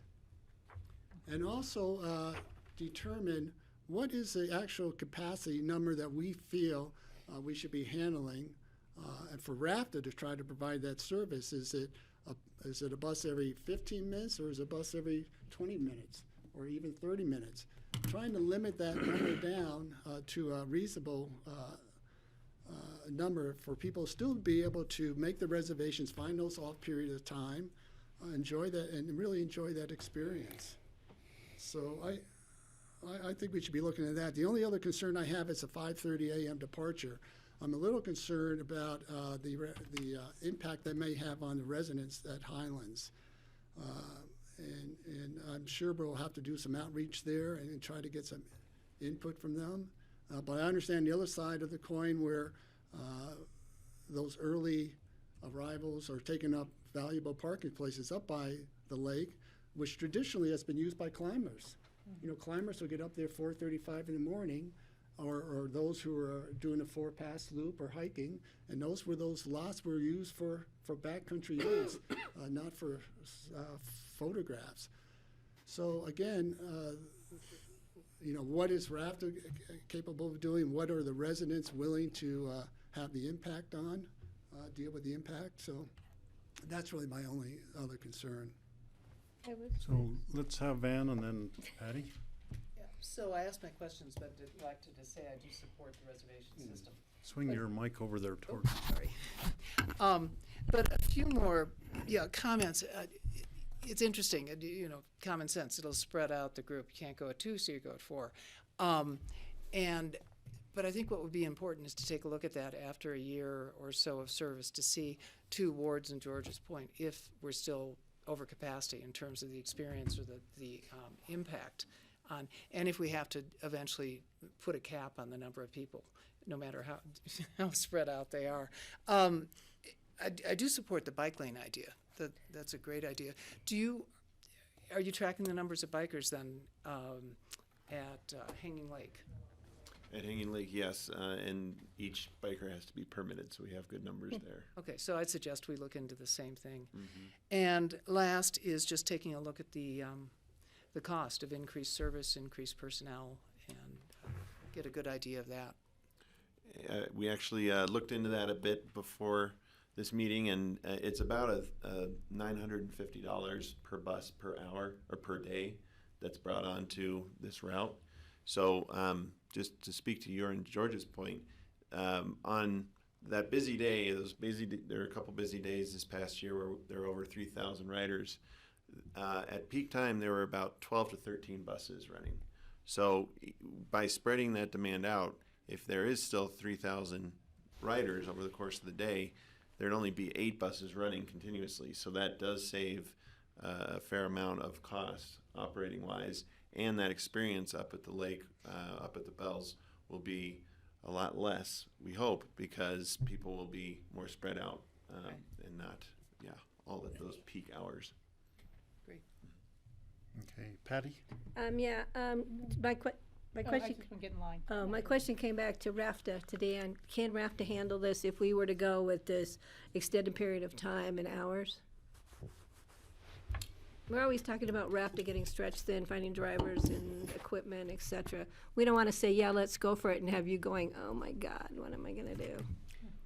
Well, as you can see from the numbers on the chart, as Ben said, on the peak day where we had 3,400 passengers going from Highlands up to the Bells, we used 12 to 13 buses. And so under this scenario, if we capped it at 3,000, we would just be using 8 buses. And you know you're going to only have those 8 buses. We would know, and it gives us a lot of advantage to kind of determine how many people and buses we need to have out there on any given day in advance of that day. So we could size our service pretty much to the demand, which we're not able to do now because we never know exactly how many people are going to show up. And then we're calling for extra buses and calling people to come in and so forth. And it's a scramble. But also extending the days to longer in the fall and extending the hours per day. That's above and beyond what you've been doing over the...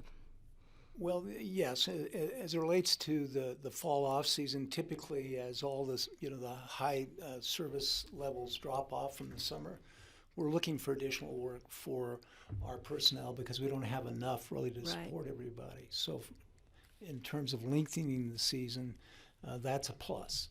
The extra hours will require us to do some kind of switch outs and trade outs in the middle of the day because we can't have somebody working from 5:30 in the morning driving a bus and then getting off at 5 o'clock at night. That's too many hours of service. So there could be some switch outs and some logistics that we'll have to work through. But based on what I know and talking to our people, it would be manageable. Okay, just want to make sure. We don't want to approve something and have it not be okay with you.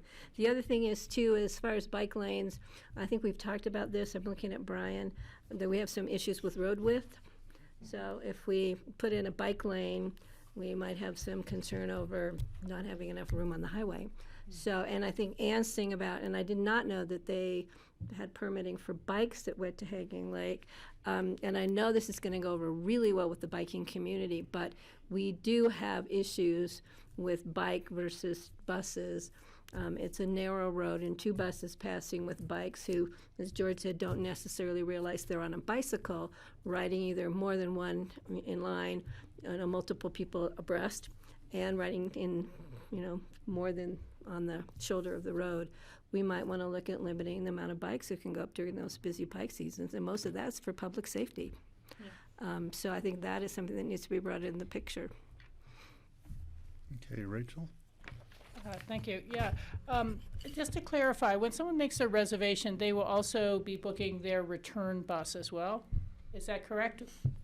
With the Hanging Lake system, that is how it works, but Hanging Lake is a known quantity because it takes about 3 hours to hike up and back, give or take 15 minutes. So with the Bells, people could be going just for a picture and then they want to get back, or they could be there for a picnic or for a longer hike. Or it could rain. Or it could rain. So there would not be a return time on these tickets for that reason. Because I was just thinking you might have some real crush when it rains and people want to all get down at the same time who came up on 3 buses. So, okay, as long as we're thinking about that. I think the bikes are going to be a real issue in terms of how to appropriately manage that. I don't think it's simple at all.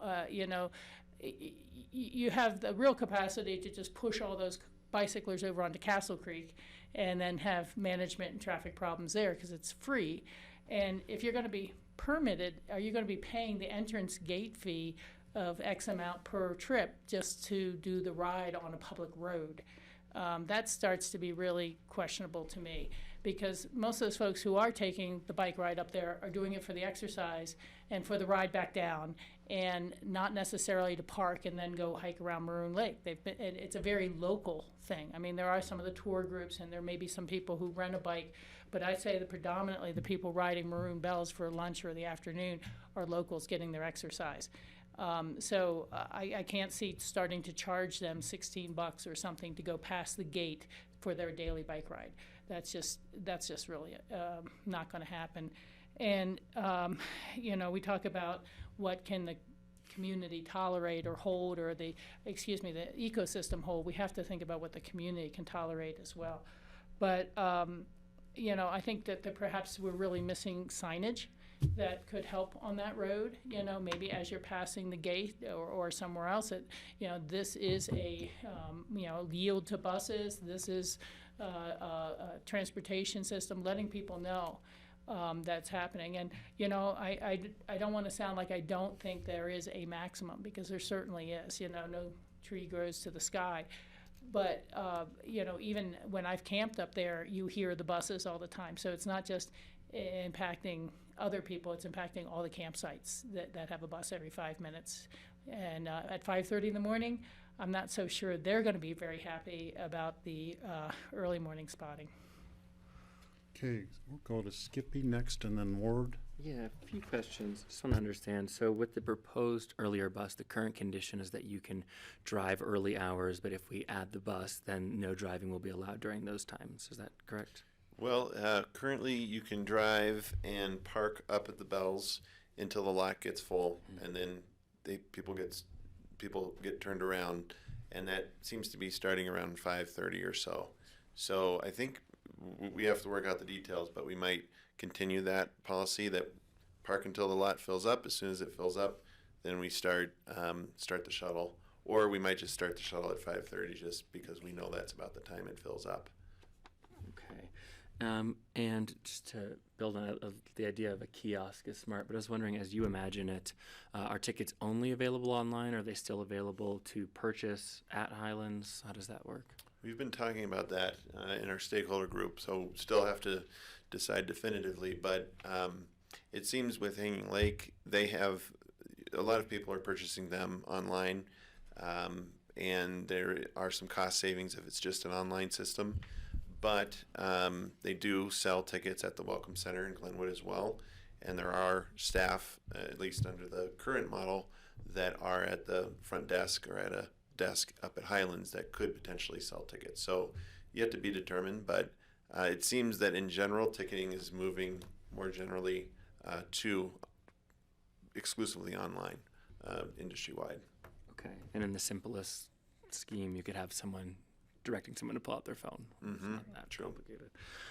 Okay. And there's no, is there a price change to the ticket that's proposed in any of these scenarios for the bus? I think just the 16 cents reservation fee, potentially. Yeah. And then the last question is, at least in the Hanging Lake example, do you guys have any data on changes to who's using the public lands as a result of this change?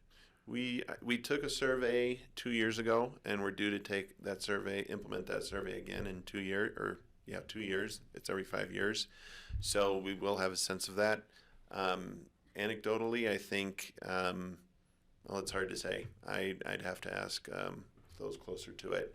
So I can get back to you on that. Yeah, I think it would be really important, and I support moving forward with the test, and I appreciate you guys putting in the time. But answering the question that Ward asked, which is, at what level do we really degrade the environmental or guest experience? It sounds like we don't have a great number for that, and I think we need to find that number. And I think we need to be very diligently checking in with how this may or may not affect who's using this, because at the end of the day, we're doing this to conserve and preserve public land for the public. We're not doing it with the intention of privatizing it for whomever. And even though that's clearly not our intention, that could very well happen, right? Maybe it's just that those who work less or have assistance, it's easy for them to get a ticket, but for those who are working and they've got only 2 days to come up, well, the result is that now none of those people get to experience the outdoors. That's as much theirs as anybody's. And so I would like to be sure that we have a clear method for checking in with that and bringing that back after the test. Mm-hmm. And if I may, because the question was brought up earlier about last-minute tickets, which I think speaks to your point in part, Hanging Lake did hold, I think, about 10% of their tickets for walk-ups early on, and then they found that number was too high, that they weren't getting that number of people coming up for day of tickets. So they reduced that. They always did hold some each day. They didn't publicize it because they didn't want everyone thinking that they could get them day of. But they also found that other people who had made reservations weren't using their reservations, and there was extra capacity there to sell more tickets day of. So that was advantageous and an added bonus that they discovered over time. That's perfect segue to the last question that I had here, which is if people don't use their ticket or want to change, that there is some mechanism for that flexibility to be found, because it will happen, and it's an inefficiency for us and the guest. And I believe Hanging Lake's official fine print says no refunds, no exceptions, but in practice, I believe that they do make a number of exceptions to Transferable? Could somebody To another day, perhaps? well, could somebody transfer their ticket to another guest who wants it, or is there an intermediary system where they can return it back and then the third party could resell it and return the money if so, or something like that? I believe they do require that the person who purchased the ticket is the one who holds the ticket and does not transfer it to another party.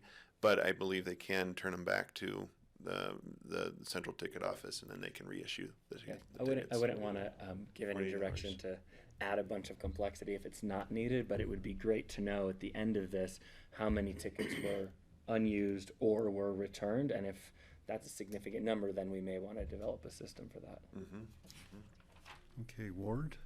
Skippy and I channeled each other on the car access. I would suggest that as the shuttle starts, that the car access ends.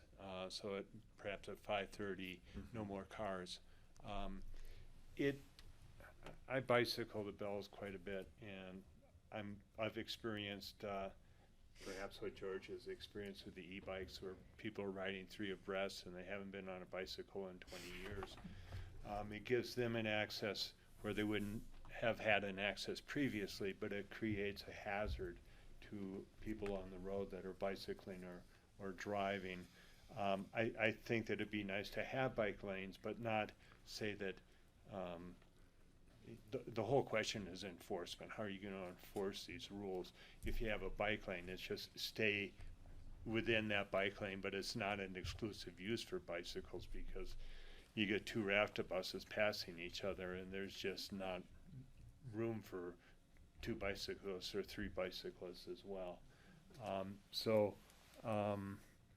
Another thing that there is a precedent for bicycles, as much as I hate to say this, at the monument at Colorado National Monument, you have to pay as a bicyclist to go, and you also have to have a headlight and a tail light for the tunnels, which wouldn't apply at Maroon, of course, but there is a precedent for bicyclists having to check in and pay for the use of, although it's a public road, it's managed by, You can have a season pass. Well, yeah, as old farts get the silver access anyway, but I would pay a yeah. season bike pass. I mean, there you could have, I don't know if you could, but the option's always open to prohibit e-bikes, which I think cuts the experience off for a lot of people, but somehow to voluntarily control their bicycle etiquette. And you know, and Rachel, you mentioned signage. Maybe there's some way to as the bike shops rent out the e-bikes, you know, if you're going up to the Bells, single file. Yeah. Cars stop at the time at 5:30. And the only other question I have, I know that I think this happens with the huts, that some group purchases, and then they'll buy, Peter Essenhuck has purchased up in the weekends far in advance, and I think that guides or guide services purchase them, and then they sell their hut availability. So I just would hate to see some group providers doing group purchases and then reselling them. Hanging Lake was very aware of that, and they nipped that in the bud. They had a limit on the number of tickets that could be sold at any given time, and then when they saw that one person kept buying that limit over and over, they would call them up and say, hey, what's going on? And they resolved any issues. But yes, that is something to be aware of. Okay, before I call anyone else, Tori hasn't spoken. Do you have any comments, or I want to reserve time for you? I appreciate that. I'm looking forward to the pilot program. You've heard a lot of great suggestions that add into the work that you're already putting into this. So I think I've seen you take a couple of notes on some of the important factors that I've heard around the table. I'm really looking forward to kind of this first year go round.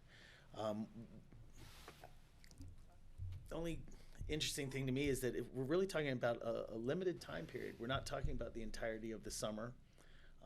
That we're going to implement this. So I'm just interested to see where it's going to go. I think there's going to be a lot of lessons to be learned. Okay, Kelly? No, Ward raised my concern. I just would hate to see like some concierges scooping up all the tickets and, so any transfer, I think should go back into the system for public availability. So, did you forget me? No, I didn't forget. Okay. It happens a lot. The bikes, you're right. I don't want to cut it off to the people who use it for exercise, but, now people may find that if I can't, I don't want to pay for a ticket, I don't have a reservation, I'm going to go rent an e-bike, and I can ride my e-bike up there. So we may have an influx now of even more. And George is right, sometimes they don't abide. And again, I have to reiterate, looking at Brian, we've talked about the bike lanes, and unless we have proof that we have enough room on that road for bike lanes, I'm not sure that's going to happen. So we just really need to manage, because if we're having these buses going by, I just really believe it's going to be a complicated public safety issue for having more e-bikes and just more bikes. And I don't want to have people pay to use a public road and reserve their space for their exercise. But, just getting the notice out there that these are the times that are busiest locals, with the bike clubs and stuff, please try to avoid riding maroon bells during these times, because it's not going to be a good guest experience for the guests or for the locals to be on that road at the height. I mean, there are, as I understand it, certain kind of legal expectations that people have when they're in a bike lane, and it's not that it's joint use with cars. They're in the bike lane, they expect that no cars will cross that line and come into them, and so I think a road with no shoulders is going to be pretty hard to find the room. Steve? Greg and then Ann. Yeah, it's a challenge as we have more and more pressure there. I wanted to remind, maybe just for the general public, that originally they closed the road to the Bells when we saw real degradation in the foliage along the sides of Maroon Bells Road. And by instituting the bus service, all the green came back, and it really was clearly an environmental benefit to have the bus service up there. I'd hate to see that we start losing that again if we have too many buses. So it brings me to the question about electric buses. The possibility of electric buses running that route would be great if they're capable of it. And I wanted to remember in previous public conversation a comment from someone who lived right up at Highlands, said there were times when the fumes from the cars and the buses on those busy times were just terrible, and they were saying, please do whatever you can to electrify the buses going up. So I wanted to put that in. I know we have various ticket selling instruments. I think Aspen Showtech seems to sell tickets to everything. I'm just wondering if that might be a way to incorporate this instead of putting together a new app, for instance. Just a suggestion there. As a local cyclist, I shudder at the thought of having to pay to ride my bicycle to Maroon Bells, but maybe I just won't go on those busy weekends. I could imagine sacrificing the busiest days of the year. I did want to. It sounds great when somebody says this isn't going to cost you anything. The cost isn't going to change. So my question finally was, it is going to cost more to do this, as you've pointed out. I also wonder about the revenue still, just as a revenue question, not tied directly to this, but does the revenue go into the general fund still, or do we actually have more control over where the money goes toward the raft service or entrance fees, things like that, so the money can be put back into the Maroon Bells operation? Is that right? Well, as it relates to RAFTA, up until probably the last 3 or 4, maybe 5 years, it always ran at a subsidy in terms of our fully allocated costs. There was a gap. It maybe covered, 70% or 75% of the operating costs. In the last few years, I think in 2016 we raised the fare from $6 to $8, and then the ridership numbers continued to grow. So I think for the last few years we've been covering that cost in most cases. In a couple of cases, I think we've actually exceeded the amount of our fully allocated operating costs for the service. But that's kind of a relatively new phenomenon. So in the past, it's been subsidized. There's been no money to kind of think about putting back into the Bells program. In the last few years, there's been a little bit of extra money, but it just goes back into the general fund, basically, at the end of the year. This is the RAFTA general fund or the yes, county RAFTA, general fund? RAFTA, because RAFTA is charging for the tickets. And we pay the Forest Service, I think, 65 cents for each $6 ticket that we have. under this system, I would imagine that the costs and revenues are going to be closer because our expenses should come down somewhat because we won't be running as many buses. We won't be paying as much overtime to, staff the service. And the revenue is going to come down too if we put a cap on the number of people. So it'll be more balanced. If I could, the very last question on that regarding the e-bikes. I know the technology exists where you can have a device on an e-bike that warns you if somebody's coming up from behind. And I'm just wondering if we could ask the rental companies locally to have such safety mechanisms on a bike. So, and I love to have the idea of a sign or instructions to tell people not to ride two abreast if there's traffic or, maybe never. I don't want to see too many signs along that road. But maybe there's a fix on the bike itself, because I don't want to discourage the e-bikes. I know people don't like them, but it makes it accessible, and I'd rather see someone e-bike to the Bells than take the bus even, in my opinion. If they're getting exercise and they're getting some nature fix, that's great. We have a horn on the bus that warns people when we come up. And the problem with electric buses is they're so quiet. so- Okay, I'm gonna call on Ann, and then I'm gonna make my comments last, and then I think we'll wrap it up, so. Okay, Ann. this will be short. Currently, you can drive up there until 7 o'clock, is it? Till it's full. Until it fills up. Well, and that's my point. So people continue to go up, say at 6 or something. Is there some way you can put a sign at the station that the parking lot is full?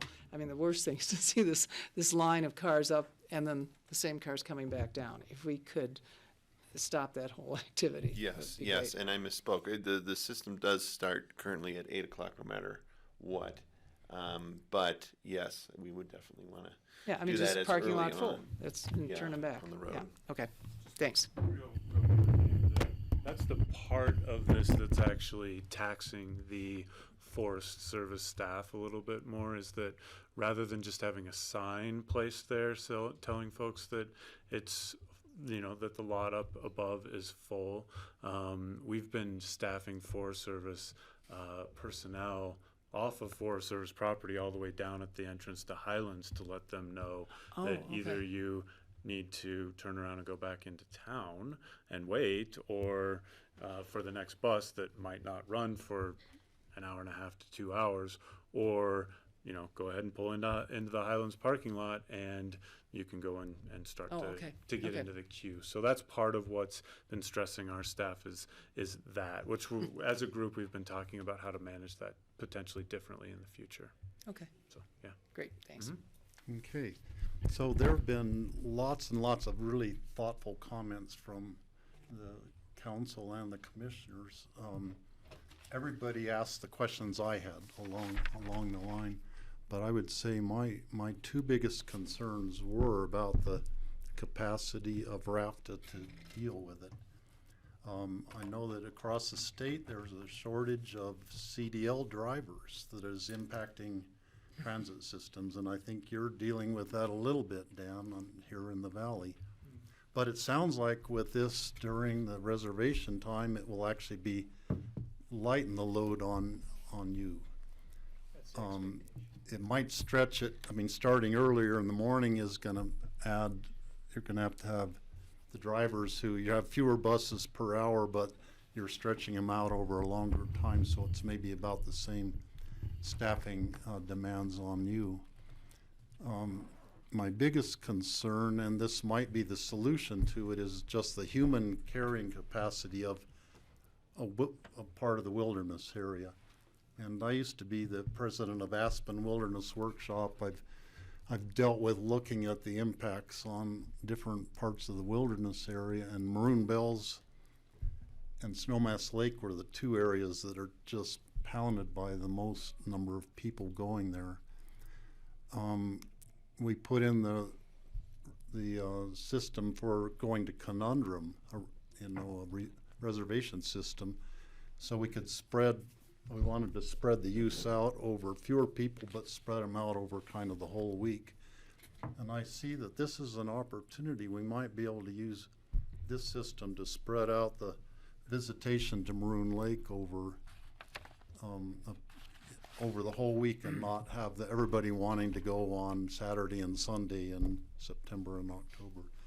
And I've only been to Maroon Lake once in about the last 10 years, and that was to go up and see the avalanche damage from this last, when the road opened in the spring. I just don't go up there because Maroon Bells doesn't need one more person, really, basically.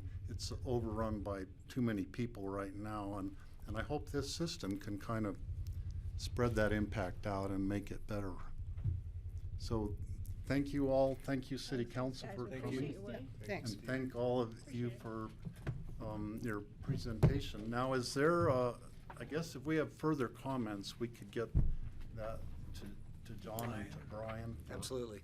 And We had to come up with more ideas, because this has been a real fertile ground for getting good ideas. yeah, and this is a kickoff for a public process that we're looking for feedback on this pilot program. So we'll be back to the board, hopefully late fall, early winter of this year, with the data that we accumulate. Thanks, guys, for your good work. Thanks. Thank you. Thank you. Nice job, Steve. So, we are on, the commissioners are due for a break right now. Sitting on a lawn. So, we're supposed to be back at 3 o'clock. Oh, yeah, thanks for coming. Those photographs are so good now. Just don't make a backdrop. Well, what are you gonna do for 2 hours? Charge the house. I'm gonna go get something to eat. I had 2 poached eggs, but I'm hungry now. It's a break. That's good. I haven't been up to Maroon Bells in ages. I mean, last fall, Joey said he has the cars where they are. Well.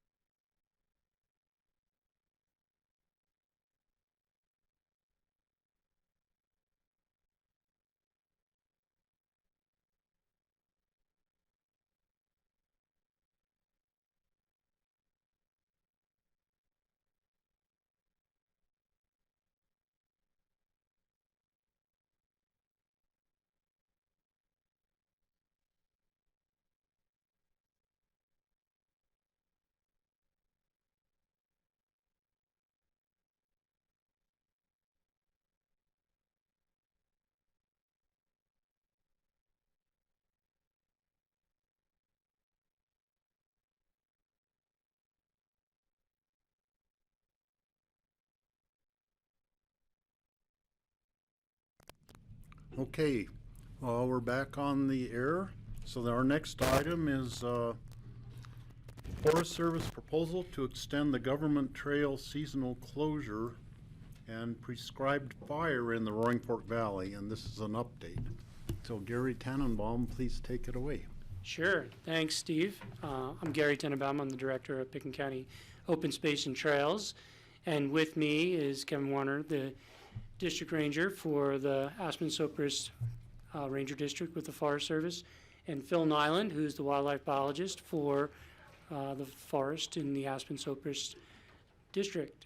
So I'm here today kind of just introducing the topic and seeking if the BOCC will support the proposal by the Forest Service. The Forest Service has came to the county, but also has worked really hard with the ski company and the town of Snowmass Village and Colorado Parks and Wildlife to try to find ways to protect more of the calving habitat that happens up in the area where the government trail is. And this is obviously on the backside of Burn Mountain all the way through to Buttermilk. And so I'll turn it over to Phil to give you the full update, but they're going to be putting out this proposal probably in the next day or two, and usually the county comments on this. Staff has been very supportive of this. They're very supportive of the way the Colorado Parks and Wildlife and the Forest Service has worked with the town of Snowmass Village and the ski company to keep certain trails near where the human use is. But basically, as you'll see on the map, a couple trails will be closed, and it's really just a week longer, and it's to protect the calving habitats up there. So with that, and then after this, I'd like to do the government trail and see if you guys support a letter to be drafted to be signed by Steve, and then Phil will give you an update on prescribed fire that's happening in Pickens County. It's always something that the county has been very supportive in the past, and so we, as staff, has been supportive of the prescribed fire operation. So just wanted to give you guys an update on that. So turn it over to Phil and get him a microphone. He's got one right here. Oh, he does. That ain't These- going anywhere. Hi, good afternoon. These kind of things, I usually let my boss speak first and get me set up on a tee. And so I'll give Kevin an opportunity for that. Thanks for the time today to be able to talk to you guys about this and be able to at least propose to you that we'd love to have you guys' support in this and really kind of give you a heads up that this is something we're looking towards doing as well. So like Phil mentioned, or like Gary mentioned, Phil's a lot of our prescribed fire work has also been, especially in the past, has been wildlife driven. It has the secondary benefit of also being very good for fuels mitigation, but a lot of it is the original intent was related to wildlife habitat improvements, and so just happened to work out great that Phil was able to address both of those things today for us. So I'll let you kick it off with the government trail extension, and probably separate the two topics and take questions on anything there first. Great. Thank you for the opportunity. I was approached about a year ago from my counterpart with Parks and Wildlife about improving the conditions for elk calving between the area of Buttermilk ski area and Snowmass ski area. And he approached me because over the past, let's say 10 years where we've been doing the monitoring, what we've seen is that we have fairly good compliance with a closure that exists, and I'll back up even further and tell you about that. However, his opinion from doing his work as a biologist, he does the post-harvest flights. This is Curtis Tesh that I'm talking about, the district wildlife manager with Parks and Wildlife for the Aspen district. Their Aspen district, not our Aspen district. But what they've seen is that the amount of juveniles to adults in the literature should be much higher than what they're seeing in this area. And one of the main factors, there are several factors for juvenile mortality, and there are factors that certainly humans have no control over. Weather, cold weather, when calves or deer fawns are freshly born, they're really susceptible to cold, wet weather, even if it's a few days or a week or so. There's predation, there's other factors. However, we're finding with our scientific literature that potential disturbances can also separate the cows from the calves, and that pair bond in those first few weeks is really critical for that juvenile.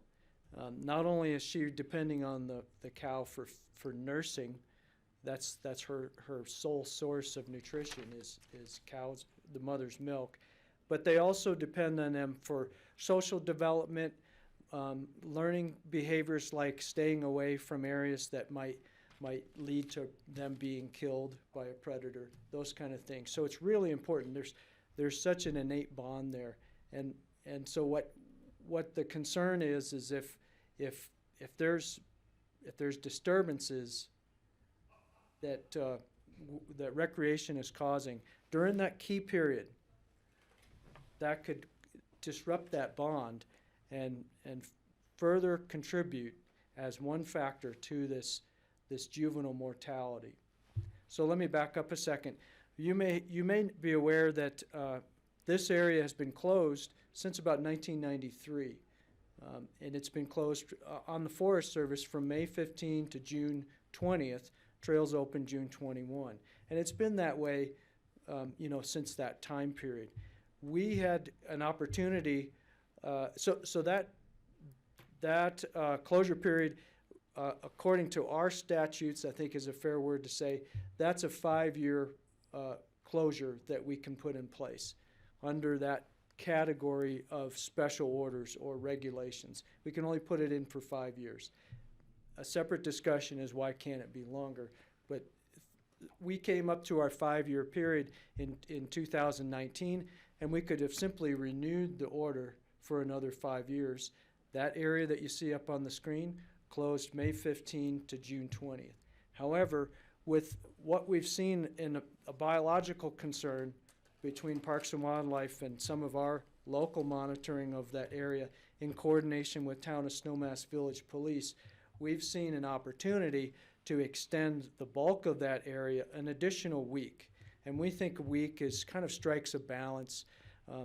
Biologically, calves are born late May. It's usually about the first week of June.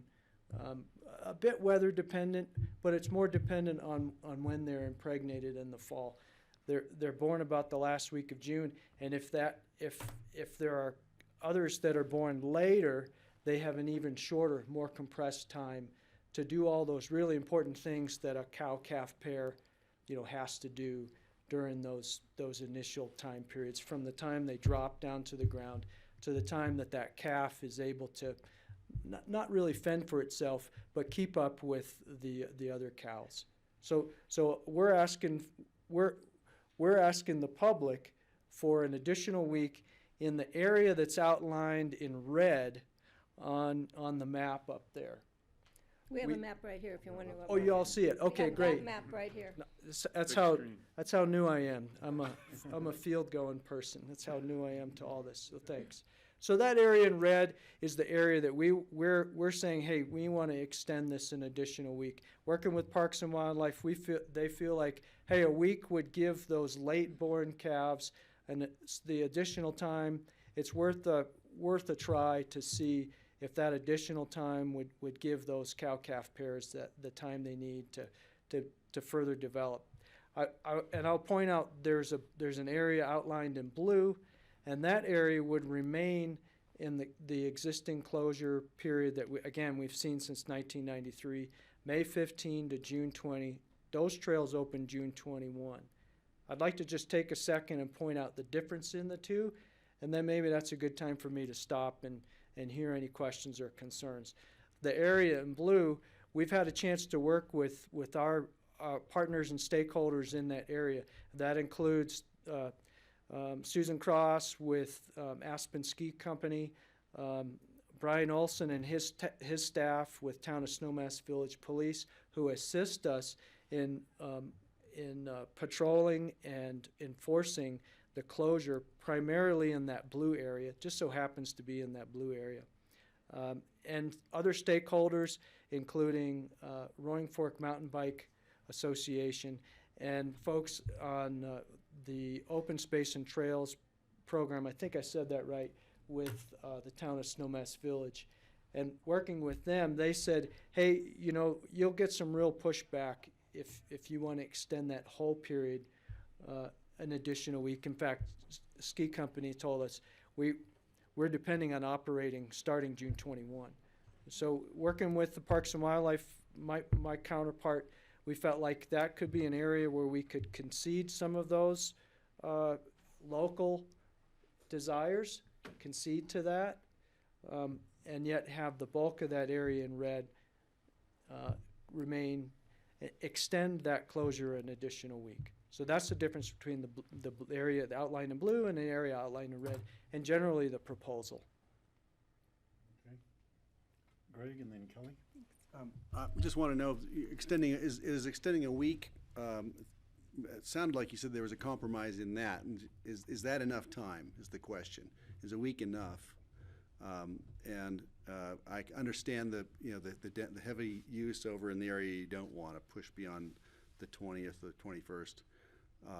But is that week going to be enough? You know, we've heard a lot recently about the declining elk herds and the gravity of the resilience of the population of elk. So I just want to make sure that this is going to be enough, because if you need to go longer, I'd be in favor of that. Sure. I will take a breath and think about how to answer that. I got to the Valley in 2002 and had the fortune of overlapping some of the folks that were kind of retiring about that, the early 2000s, that had been part of this effort in the 90s to establish some of the development and then some of the areas to be not developed as part of the Snowmass ski area expansion. This closure fell out of, if I can paraphrase it that way, it fell out of that process. People during that time realized we're going to provide ski opportunities, but yet we also wanted to provide some areas for elk movements. Up until that time, what I had heard from those folks was that June 30th was about the end of the calving period, the time where that pair bond was really essential. And so this proposal would approach that. Trails would open June 28th versus June 30th. And we also know that area has a real high demand starting around July 1st for recreational use. So I'd hesitate to say we as a biologist, we really need to go longer, and we're giving something up to go with June 27th. It's a 5-year period, and right around that time, we'll also have information from an elk study that Colorado Parks and Wildlife is doing in this area, as well as other parts of the state. And that may be the opportunity for us to say, well, we need to sharpen our pencil and go a little further. Let's say July 1st, or maybe it's into July 4th weekend. We really don't know yet, but we think a week is a good place to start for the next 5 years. All right, thanks. And you've got the 5 years to look at it. Of course, we'll come back. Thank you. Thank you. Okay, Kelly? Great, thanks. I share Greg's concerns. I think he's being soft in presenting them, if you were to talk to him privately. But I guess I wonder, is there an additional opportunity to compromise here on dog use on the trails? You know, I just sort of personally am less enamored with dogs and their owners hiking as I observe people's behavior. And given just the sensitivity to this particular area would either shutting the trails to dogs or shutting the trails to dogs until the 60-day period where, you know, the calves have kind of fully established themselves, help focus us on this goal of rebounding what is a 66% death rate, I guess, at this point. So I would suggest that to help strengthen this plan. Patty? I have a concern about public notice and public outreach. What does the Roaring Fork Mountain Bike Association say about this? This is a significant closure. I don't really have a problem with a week. I'd like to see the results of the elk study, because that's why we helped work with it, so we would know what impacts there were or are, and when the calves are actually, and where they're actually birthing. But I don't know what the public thinks. I mean, I want to hear what the users, you've met directly with the people who, especially the ski company, who depends on that for economy reasons. But I'd like to hear what the public thinks about this closure. I was concerned in reading it too about and I'm a dog owner, and my dog generally is on a leash, but when she's not, she's really good on voice commands. Not all dogs are, I'm the first to say that, but it's kind of vague as far as the leash provisions are kind of vague. Possessing a dog respective times would be restricted. Outside the restricted periods, dogs would be required to be under immediate control. I'm assuming that's voice control, but that's not always immediate enough. I may not have a problem with dogs having to be on leash, because we have a lot of use for people in those areas, and we have a lot of dog owners in the community. So that's an issue I found of interest. And then, of course, food storage. There's no camping there, is there? So does that mean I have to store my sack lunch differently than I would? Or it's written in here, violation of food storage restrictions? Okay, You know, and that's, so that paragraph there is 100% error in editing. Okay, I'm gonna Modify, thank you for you. bringing I that to wasn't my attention. confused. Okay, Yeah, I that- picked up on that. I'm like, That dog was food. carried over from a bear or type ordinance. I believe. It was. Well, but getting back to my concerns about just, I think I'd like to hear more from them. Did the Roaring Fork Mountain, did they weigh in on this closure too, and they're okay with it? Okay, then that makes me feel better, because there's a lot of bike users out there that we will hear from if we didn't hear from them before we said we're okay with this. I'm looking at Gary. Whoever wants to answer would be great. So we did talk with Mike Pritchard of Roaring Fork Mountain Bike Association, and they're generally supportive of this as well. And to answer your question about the larger public comment, the intent of the letter that you're reading here that says "Dear Interested Party" is that here in the next few days, that as well as a media release to the local newspapers will go out seeking out a 30-day comment period from the local public. So that's our next step. So you will let us know what that public comment is, or we will let you know what we hear from the public. We Either way, promise. that'd be great. And then what about dogs being on leash? It's not required now? Right, so that the existing order it prohibits humans and dogs during that closure Right. period. After the closure period, the regulation would require people to have dogs within voice command within, it says here, 10 feet. So that would be the regulation. And again, that's what's been in place. And has there been any issues with that in the past that you can tell me? Have you had an abundance of people with dogs that aren't really under immediate control, or has anything been brought to your attention? It hasn't. Okay. You would hear, I'm sure, if there were, so that makes me feel a little better. And I've Start been hearing monitoring. from me. I'm sorry? I said you'll start hearing my complaints when I observe I people see. who are poor users. So I've been responsible for the monitoring since about 2003, and we've been in that area regularly during that closure period to monitor compliances as well as wildlife use. And I have not heard issues come to me regarding dogs or out of control dogs. And I won't say it doesn't happen, but that's not been my. We just have a certain, population of our constituency who is always, bringing up the issue. Gary's well aware of this, of where can we take our dogs off leash within voice control. And so we've been considering that in other areas. And if you haven't heard complaints, I think that's a good sign that people are, managing their dogs well. There's always a few, just like there's a few bike riders or hikers who don't follow the rules and store their food correctly on that part of the trail. But I think those are concerns that would be brought to your attention, and therefore you would have probably I don't addressed disagree that. with you, Patty. That is definitely a need for recreation use, but we're talking about trying to rebound a population of wildlife that is really struggling. And so perhaps in this area, stricter dog use or limitations are warranted. Well, and I would like to see the results of the elk calving study that we're doing to show if this is a significant area of concern or if there's more things that we need to be doing there. That's why we're doing this study. Oh, and also on this area too, anaerobic nightmare in the government trail.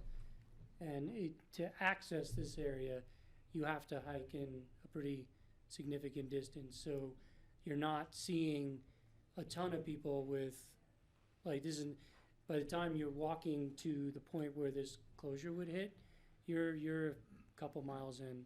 So You're not usually seeing the dog off leash walker. You don't see a ton of dogs, up here. There's a lot of people that hike through, and people do take their dogs through, but it's not like, on Smuggler Mountain or, other areas. It's not as concentrated of an area for people who can take their dogs through this area. And so that's why I think you've seen little complaints compared to the other areas where we get lots of complaints. This So is not one of those. I'm big supportive of moving this, and then with Greg and Kelly's concerns about extending it further, let's see what our elk study that's ongoing right now, I believe. I know they did a lot of tagging last spring in areas to try and find out where these calves are actually being born.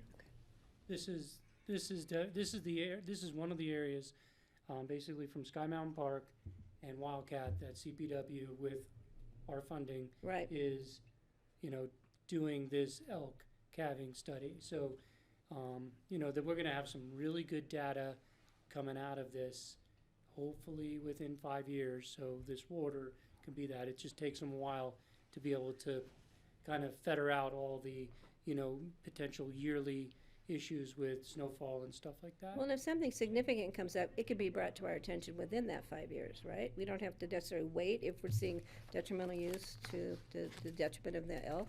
Most likely, you're not going to see much. The way CPW brought it back to us is they're not trying to do it on a 1 year basis. It's Do a it over that full-on period. study that takes years. what it takes. It takes 5 years to do it, and so within 5 or 6 years, we'll have it. They're already a year in. This is year 2, so we're doing it. But that's why staff has been very supportive, because the reality is they see from the airplanes is they still see calves up there, and by seeing them up there, giving them an extra week to bond and move on without people in the main gut of this That is really portion it's right there. critical, and full closure totally. Yep.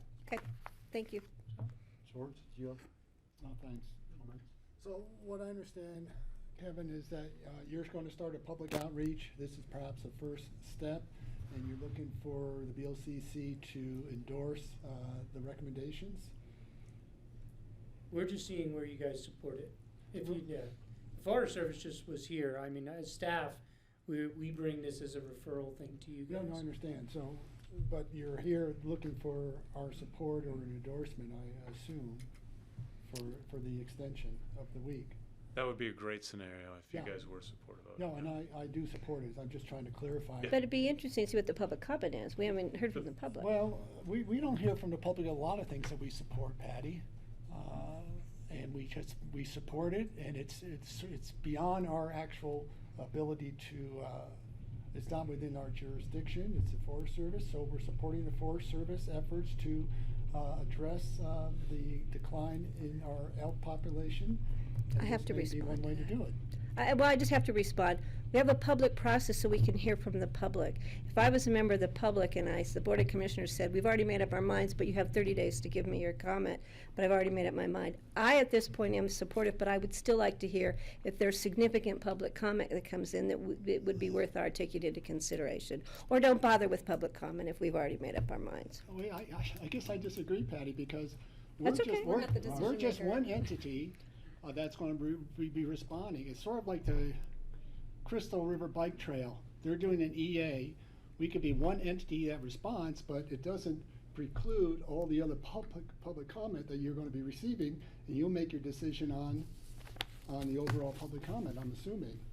So there's a difference. If it was our property, then it's one thing in terms of ensuring we're hearing from everyone, and that drives our decision.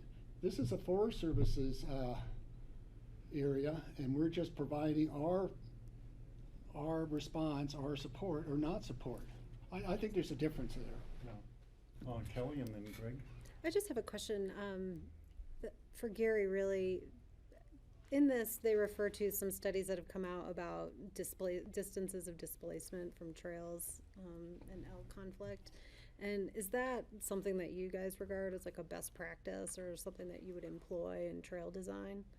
So they say 650 meters. We did. Distance. We do we used. It's a Rick Knight study, and we've used it at Sky Mountain Park. When we did Sky Mountain Park originally with the management plan, when we created the trails, we created big buffers, and we created on trail only. You can't go off trail. Mm-hmm. And then in that area, since it was a brand new area, we actually did no dogs. And so we used a lot of those pieces for planning that. When we did Glacier, same thing. Mm-hmm. It's like, so we do use that information. And in some areas like Smuggler, you don't worry about it as much because everything's contained. Mm-hmm. And so it really depends on the areas that we look at, but we definitely do. Yeah, thank you. Sure. Greg? I completely support what you're doing. I would advocate the county writing either a cover letter with it, or we could sign on to your letter. I would also just want to say with the opening comment, it took me a while to get down to find the spot I was really looking for, which was the reference to the decline in the populations. And I think that's your lead paragraph. We're trying to address a pretty significant problem.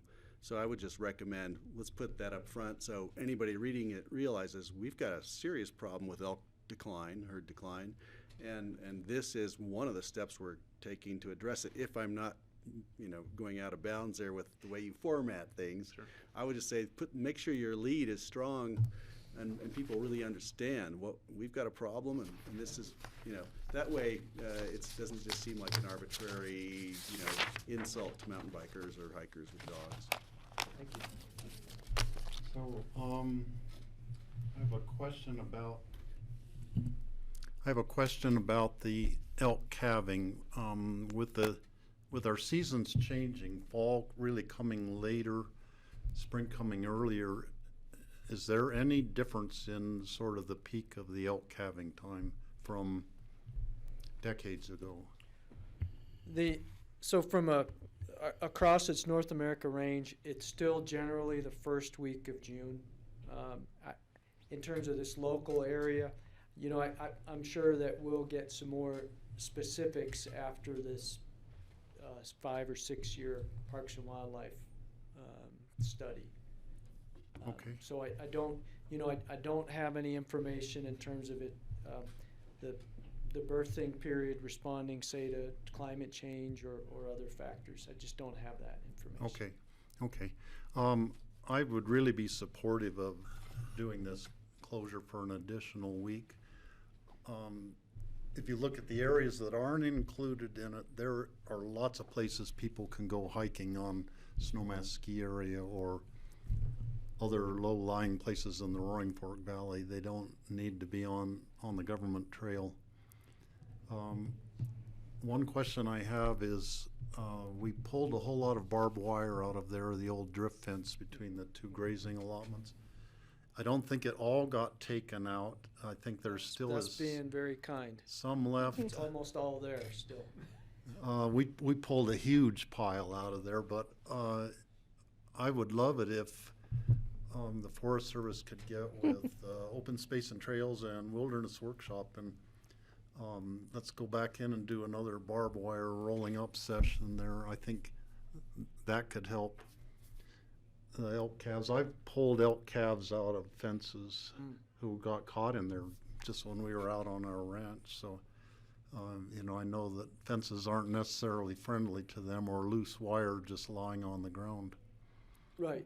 Yeah. So this Sugar Bowl trail that you'll see on your map, it comes and takes a right angle and heads north. It was right around there that we took out some wire on the uphill side of that trail and the downhill side of that trail, and it was a volunteer project that Wilderness Workshop did in coordination with the Forest Service. Sounds like you were. I was there. You were there. Well, there were 2 different years, Different and I was days, on yeah. the second year. Yep. And the second year we really got after it, and then I think there's about 104 spools of wire that's still there by that old gate right along the main government trail. It needs to get walked out. That's not a really sexy project. Just walking out. He loves it, though. I rolls of love wire. it. I've been doing barbed wire ever since I was a kid, and I love doing stuff with barbed wire. So just to add though real quick, I support the closure. I would just like to hear like some kind of summary of what the public comment is, because I do have a concern as to what the public feels. So I would just like to see that. But I support submitting a letter, and again, really interested in hearing what that calf elk study comes back as. And also, one last comment by me, the elk, I mean, I live in the middle of elk country up on Capitol Creek, and the elk are really pretty resilient when they're around families that live there and people who have dogs. I saw a calf elk be born in the middle of Capitol Creek Road, and he stood up. We're just sitting there watching in our car, and this is on the dirt part. The calf stood up, then the mother went off the road, and the calf took its first steps walking off the road and down into the woods on our place. So there's some amazing things. I think the decline in the calving is probably due mostly to predation, because there's just a lot of coyotes, more lions around, and I personally think that's probably the main cause of what's going on. But I haven't seen, everybody has their theory. That's my personal theory. Well, the data, this study will, the This way will they're help. doing it, Yeah. they're going to find out. This will help, definitely. I really look forward to hearing the results, and I hope we start seeing an uptick in the number of calves who are surviving and getting into the herd. Right. Yeah. So usually with wildlife management, you need a variety of tools in a toolbox to get at the multiple factors causing a decline in population. So for the local elk in this area, this extension of an existing closure tries to sharpen that one tool that's in that box. But I would be, in talking with my colleagues with Parks and Wildlife, they're talking about implementing other tools at some point through a public process that's outside of what we're talking about today. And it could mean things like cutting back on cow tags or harvest numbers, and a variety of other things. And they've started that in other places around Pitkin County. In this particular part of Pitkin County for that unit, that stuff is in the works. Okay. So any further commissioner comments? No, thanks. Well, thanks for the Nice presentation. to meet you again. It's really good information. We look forward to hearing, first of all, I think we look forward actually to hearing public comment on it, so we Okay. could maybe help address some of those concerns they have. I think this is the right thing to do, and you have our endorsement of doing this closure. Just an additional week on part of the elk range there, so it's not huge, not that huge of a deal. So, thank you very much. Okay. Now Can he's you just gonna do do a quick prescribed update fires. on the prescribed Oh, fire? the fire, yeah, fire. Do you want this map? That is the best map Okay. to take a look at. You may try. Yeah, please. We wanted to bring this in front of the group as well, just to kind of let you guys know. So as part of the Aspen-Sopris Wildlife Habitat Improvement Project that we have been working on over the last 10 or 12 years, we've recently gotten the environmental and other clearances that are required from that project to move forward with a prescribed fire in the Collins Creek area outside of Woody Creek. And so knowing that that's getting a little closer to home and a little closer to, population centers, we just wanted to bring that to the attention of the board and let you guys know that we were looking at that. You never know with prescribed fires whether you're going to get the right burn windows or not. This would be the first attempt at trying to burn in this particular area, and so again, we may get a great opportunity, we may not, but recognizing that this location right here, depending on the timing and such, would be visible from many different parts of the county. We wanted to make sure you guys were aware of that. We've had really good help from Open Space and Trails and other entities within the county, helping us out with other prescribed fires, with funding and other things. And so first of all, we really appreciate that. It's really important both for the habitat improvement as well as for the fuels mitigation. And so this is just another step in that same project that we're contemplating. Steve, can I just Yeah, add, Patty. have you been to the Woody Creek Caucus and spoken with them? We have not yet. I don't know when their next meeting is, Greg, but it might be a good idea since it's in their caucus area, it's in their backyards, and with some recent issues, I would hate for them to think that Pickens County was burning down half of Woody Creek without letting them know. Absolutely, yeah. So, yeah, because We're I not- totally we're not part support. of this one at all. It's all fire service? Yeah. That's right. We don't have anything to say about, but I would recommend that you, because I think prescribed fires, Hunter Creek was an amazing, seeing City of Aspen when you're driving into town burning down, and it was well done. And we had great results. We had a lot of phone calls after saying don't call, but you'll probably have a lot of phone calls, but I think that might be either a letter to the caucus. Greg, do you know when their next meeting is? I'm guessing it's at the end of this month. So just to give you guys a heads up, might be Yeah, I can a put you fun in meeting touch. to attend. No, it was one of our next steps that we'd identified, and just we Yeah. literally, I think it was about 2 weeks or 3 weeks ago that we got all the clearances done. So we were just become aware that this would be a potential for this spring. Great. So Thank you.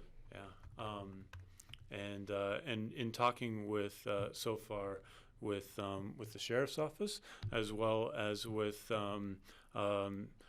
Roaring Fork Fire and Aspen Fire as well, talking with them, and then Open Space and Trails, Wilderness Workshop, all the folks that were engaged in the Hunter Smuggler project, started the discussions about how we would go about that public information process as well, and then just informing and letting people know not to call, or those kind of things to be aware that this is a possibility. And so we're going to use our plan is to use some of those same checklists that we had before, but probably not checking off quite as many of the boxes. We won't go to the extent of sending out notifications and water bills and those kind of things, but still trying to really get the public information out there. Perfect. Thank you. What Appreciate were your that. dates? Oh, You don't have it's them sometime between April and June? late May, something like that. Right, yeah, so some of those slopes might open up maybe the end of March, but I would think we're looking at an April or early May burn time for the spring. Talking with my fire and fuel specialist, he's less interested in doing a fall burn there. In other parts of the county where we've done burns, we've considered fall prescribed fires. So I won't say shut the door, no fire in the fall for this area, but I think that the strong target is for a spring burn. The spring. Correct. Probably April. I can't give you a date just yet. Or late March to early May, somewhere in that. Somewhere in that range is Depends usually on the our- snow melt and the If vegetation. who would we area. contact if somebody's interested? Who would they call? That would be, you could contact me, Okay, and just give me a number real quick, and I'll have it down here. 963 Uh-huh. 2266, area code 970. Right. Thanks. Appreciate it. So we wanted to point this out. So this is off the top of my head, the 5th prescribed fire that we've conducted in Pitkin County since 2013. We're certainly not sitting around feeling like we've got it nailed, that we know everything. We've had some real good success in other parts of the county. Outside of Redstone at Faloha Meadows, east of there, we've did about 1,000 acres. Avalanche Creek, just up the north of there, up the road. Bradridge Creek last year, around that same time frame of year, another 1,000 acres there with a first entry. So we've had some fairly good success in addition to Hunter Creek, and we anticipate the same level of success for this prescribed fire. And I guess I would say that the success is the result of tight and close coordination with you all, with the open space and trails folks, and our other partners. Thanks to all that, we're able to make these really successful. One of the measures of success is being able to send the smoke away from town, away from the airport. Send it to Eagle. Well, we'll send it, and these heard that fire and fuels, as a biologist, I don't do any of that stuff. The fire and fuels folks, that's their job, and I think they're really good at it. So having an outreach, not just with the caucuses, but our plan is to coordinate with the airport as well and make sure that, they're fully aware of what we're doing, and we're working to get smoke going away from their fly zones, that kind of stuff. In addition to, just the last thing, so you're looking at this, but I don't want to surprise anybody down the road. We're also looking at another entry of prescribed fire at Bradridge Creek, which is in the Coal Basin area in Pitkin County. We have been seeing some good success coming back to some places like Avalanche Creek with an additional amount of prescribed fire. And so Avalanche Creek might be one that we do a few hundred acres in Avalanche Creek as well. So those 3 burn areas in Pitkin County for this spring or fall, those are on our thoughts and on our plans. Okay, thank you. Great. And Thanks for that. I think we all realize that small controlled burns help prevent the big burn that gets out of control, a wildfire. That's right. Gets out of control, burns houses down and whatnot, and this is one way we can mitigate for that. That's right. At the Lake Christine fire in 2018, that's what our firefighters saw. They had when the fire was moving towards an area of about 1,700 acres that had been burned in a controlled fashion a few years before. They saw that the fire behavior settled down, the fire itself slowed down, and it provided a buffer between the wildfire and some of those homes in the Missouri Heights area. So I think we have a similar benefit potentially here. Yeah. Great. Okay. Thank you. Thank you. Thanks a bunch. 20 more seconds. I wanted to also take the opportunity to introduce to you guys Jennifer Schuler. Jennifer's sitting right back here. She's the new deputy district ranger on the Aspen-Sopris Ranger District as well. She's so new to us, we haven't even gotten her uniform yet. So she's been hanging out incognito back there. But yeah, Jennifer's coming to us from the Environmental Protection Agency in Denver, and joined us about 1 month ago. Wow. So we're glad to have her. Glad to have Big you. change. Well, welcome to our community. All right. Thank you. Thank you. Thanks for the time today. Yeah, thanks a lot. Thanks for coming. You guys are going to be busy. We are. Okay, next up, we have the Galena Plaza plan. We are really looking forward to this discussion. John, we could probably get, where did John go? John's back there. I was just gonna say, we can probably get the Glenwood Springs Chamber side off of our. Sit there, Jeff, and use that mic. We've been annexed. Into Glenwood Springs or into Garfield County? Okay,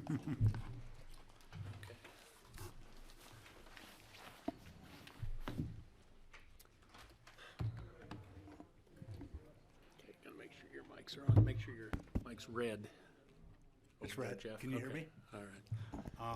My name's Jeff Woods, for you who I've been for. I've been Hi, Jeff. manager of Parks and Recreation for 23 years now, and been before the BOCC many times. Actually, probably on this project at least 3 or 4 times previously over the years. We always seem to get a design, we get to a certain step, and we get a new council, and the community decides to go a different direction. This is tied into the new city hall that's being built right across the plaza there, and it's been an interesting process. We absolutely spent. My name's Jeff Woods again. This is Mike Tunte, the planner, who's actually running on this project, and he can give you the details. I can't really do that. I can say that we did extensive public outreach. He'll go into detail on that. We went to City Council last night. There was strong support for most of the issues here. However, there's still many other things that still need to be resolved. We're here to hear your input, and we'll take that back. And then we're trying to get the next iteration of this plan to City Council by mid-March. Is that correct? Yep. And we're shooting for construction fairly quickly to tie into the new city offices that are being built. We've worked very closely with your staff, from the library staff. Kathy worked with Joe, and the rest of your staff, Jody, to get their input on some of the ideas. We don't think they're totally flushed out yet as we're going to go through. We had a lot of input last night from City Council that we have to integrate in. We've heard some great new ideas that I think are pretty easy to integrate in. And transportation, the Galena shuttle is still up in the air, so that's being worked out currently with City Council and the Transportation Department. We don't really think it's going to significantly change the design of the plaza itself. It may change what goes on the alley or the road there, what is considered part of Galena Street right away. I'm going to turn it over to Mike. He can go into the process. We're going to present for about 15 to 18 minutes. If you have a burning question while we're going through it, please do that. That's not a big deal. We're not, we're fairly fluid at answering questions, but at the end we'll leave 30 minutes or whatever you want to help give us more guidance on this project. Thank you. Hi, Commissioners. So, Mike, if I might, let me just kind of intro this, and then I'm going to step back from the table since this is a city project here. But I just wanted to let Rich Engelhardt, Deputy County Manager, just let you know about the involvement from our perspective, from what they were seeking input from us. So both Jeff and Mike have reached out on a number of occasions and chatted with staff. We ended up pulling it all together and then submitted an email on the end of January that talked about a couple of conditions that we were holding tight to. First off was that we didn't want the parking eliminated over here for the sheriff's parking, and this will involve Galena Avenue, and they're going to show you this. That was our first option. Our second was if it was going to be removed, that we would consider having the parking in front of Veterans Park. I did reach out yesterday and talk to Colonel Merritt and just ran that notion by them as well from the veterans perspective.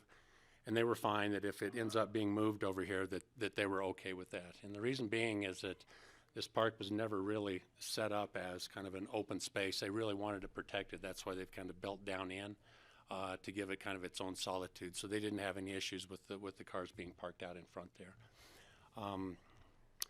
We've also been involved with the trail that goes down the Galena Trail, and we were going to be doing some work along that, but we held off. And we've got an agreement right now with the city that if that is ever revised or done, that we would be a partner in that. So we had some money set aside to redo it's a wastewater system that runs down through there, or I'm sorry, the stormwater system that runs down through there.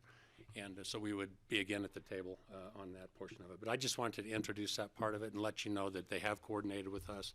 We did send at least our comments in, so. Could we be privy to those comments? Because I haven't seen what staff submitted as comments, and I think that's important since we're the commissioners. I'm sure they'll go through that in your presentation. But I can tell you that it was just, that was the parking issue and the trees. Yeah, if you could send me a copy. Absolutely, we can do that. Yeah, and we can do that. And just so the board knows, it is pursuant to the development agreement when we were doing our building and one of the rounds of the Galena Plaza designs, Jeff. I don't remember which. So it was pursuant to an agreement that was entered into on behalf of the board 4 years ago. What do you mean pursuant to an agreement? What did we agree on? Parking spaces by the courthouse and the lining, the replacement of the drainage if and when the jail trail was redeveloped is all part of actually this building when we're going through the process. And what was the agreement for the parking places, if I may ask? There were 4 spaces. Okay, okay. I just wanted to clarify that. Yeah. I think it's 3. So we didn't do it just on our own as pursuant to previous and Jeff conversations. is right. We have talked about this many times over the past many years. So just to keep that in mind. One thing I would like to point out, I think the mistake we did in previous iterations is we didn't work as closely as we did this time, especially with the library. I think we spent a lot more time with staff to hear what their issues were and tried to really integrate the design versus sort of doing our design and letting it fit within the plaza there. So with that, I'll step back and Thanks, I know Rich. that Jody's here along with Joe, and so if you have any questions of us, we're here to help.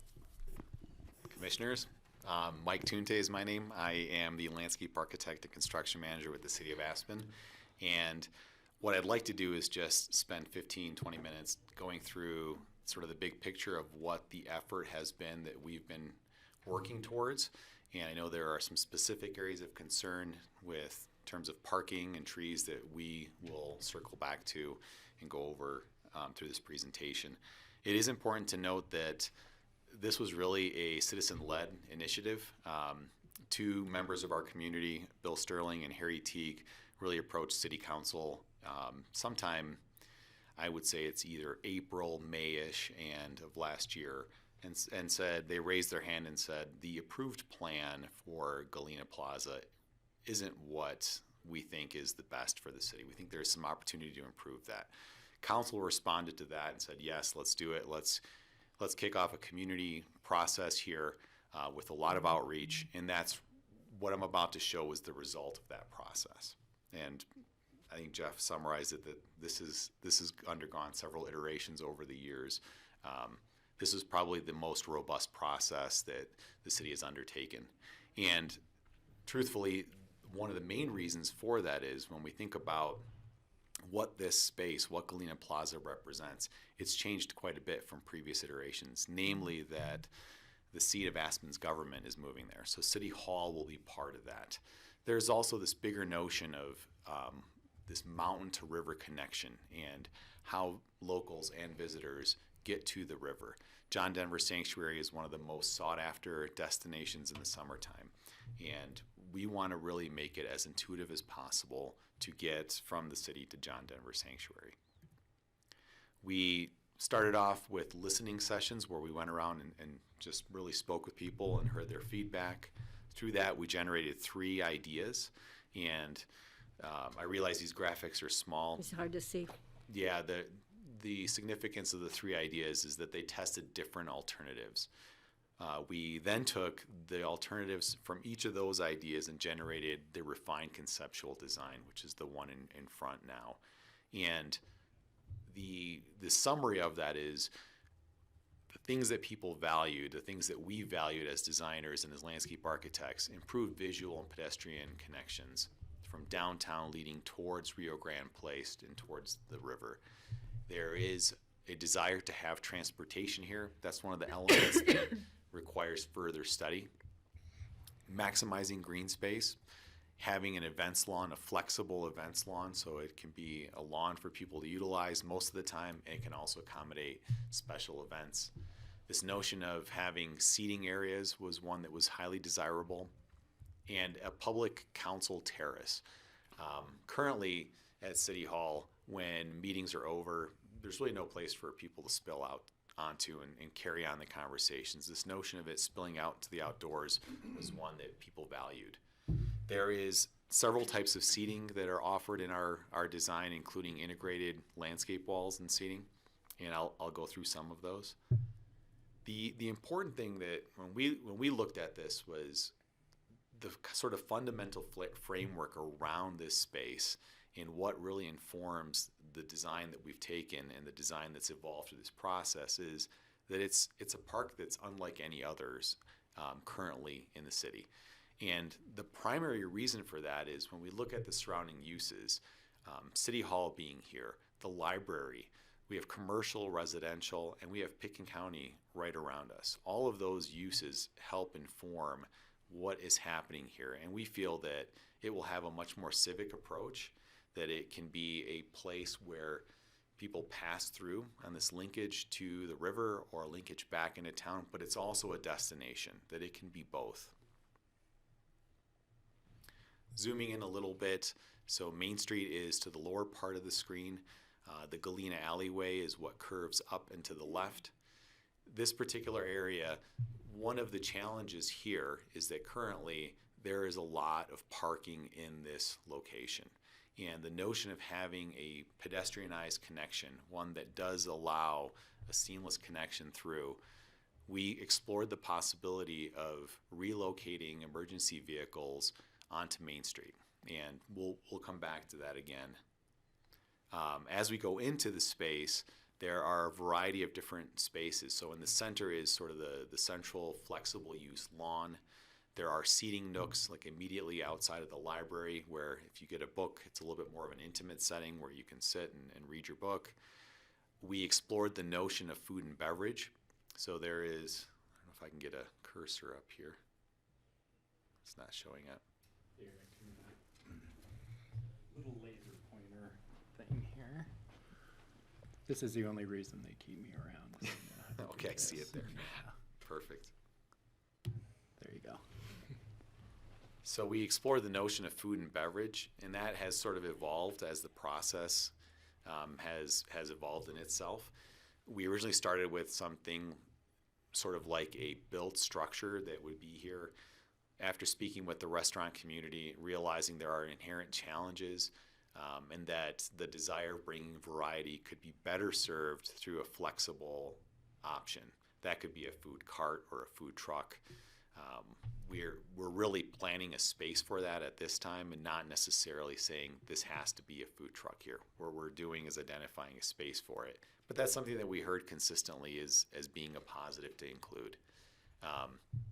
We worked very closely with the library board to understand how they utilize the Dunaway room, how they like to have events that spill out onto what is a pretty small paved area right now. We've actually expanded that a little bit, and how those events can actually spill out onto the lawn at times. And so we had a lot of good dialogue with the library to come to this design which allows for all of those levels of use. As we look closer towards Rio Grande Place, again, the library and the lawn relationship, and then thinking about the main route that you would get through this space where you have the option to go over to City Hall and the City Council chambers, or go down the stairs and cross the street over to Rio Grande Park and John Denver Sanctuary. And at the same time, Parks is working on future realignments of the paths that guide you through. In much the same way that John Denver Sanctuary was brought out onto Mill Street, we're looking to do the same type of treatment at this crossing, so that the moment you cross Rio Grande Place on an elevated pedestrianized crossing, you're really entering into that feeling of John Denver Sanctuary. In the main Galena Plaza area, there are some uses that we've identified. So what you're seeing as pink areas, those are low landscape walls that serve as built-in seating. The purple areas are different types of uses, including the library plaza, the flexible food and beverage area, gathering spaces in front of the library and city offices. The main green areas can really be thought of as a hierarchy of three. There's a use area that's lawn. There's the more intimate seating area that would be sort of a path in a stand of trees, if you will. And then there are areas where there are mounded up tree areas that have views out across the street and towards the river. A notion of the flexible food and beverage programming and how it could be anything from a cart or a trailer to a truck. And this is sort of a bird's eye view of what Galena Plaza could look like. And in the foreground, you're looking at the more intimate area that corresponds to the library, the flexible lawn area, and this is really what Harry Teague always referred to as the Belvedere, or the place that you could walk along the edge and look out. Looking at, this is a view from Main Street looking up through Galena Alley, and we're really trying to frame views here. It's about very simple landscape gestures with a lot of visual access into the space. This is currently where emergency vehicles are staging and parking, and tying that back into where we're hoping to move those spaces being on Main Street. There is an opportunity here to repair some of the landscape character. The trees are heavily damaged, and I'm fully aware that the trees are loved by a lot of people, that they are flowering crab trees, they are fruit-bearing crab trees that have inherent challenges. We have spoken with Pickens County staff on the challenges with those trees. We've spoken with Aspen Police Department and how many calls they've received. I think it's like 154 calls since 2010. 3 of these trees are really damaged by bear damage to the point where they're really trunks and not truly trees anymore. What we're anticipating to occur is that as those 3 damaged trees are not producing their fruit to the level of the other trees, that the other trees will continue to be damaged over the years. So very problematic trees. Aspen Police Department would say they're the most problematic trees in the city currently. What we're proposing is not a wholesale, let's remove trees here and forget about them. We also like the idea of crab trees here. We just recognize that these are probably not the right crab trees. What we're proposing is removing these crab trees and replacing them with a non-fruit bearing variety. And there are really 2 options out there. One is a white flowering crab tree and the other one is a pink flowering crab tree. And our forester, he probably had to go, was here, but we can dive into that as well.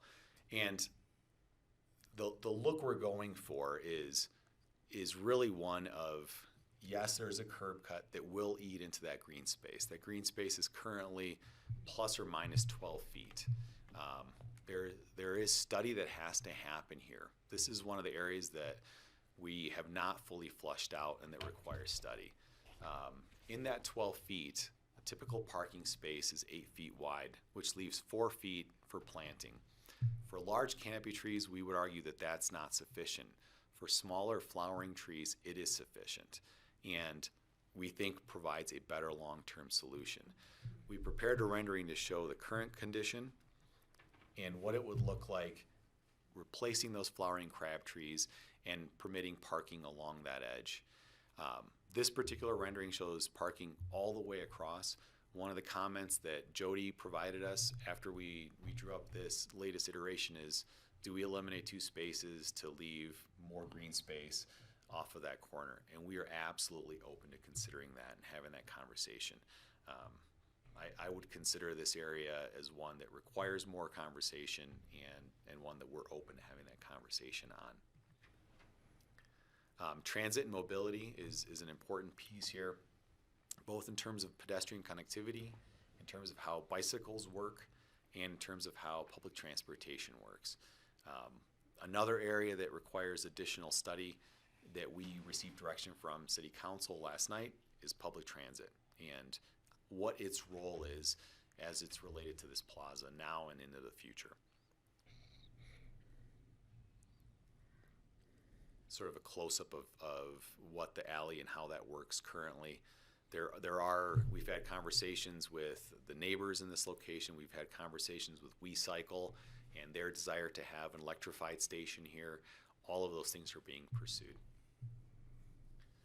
When we think about the public process that we've taken to get here, it really started from small group and stakeholder interviews. We went through a feedback forum that was a large citywide event that invited everybody to join on several topics. This was the primary one. And it's been a sort of iterative process to get to where we are.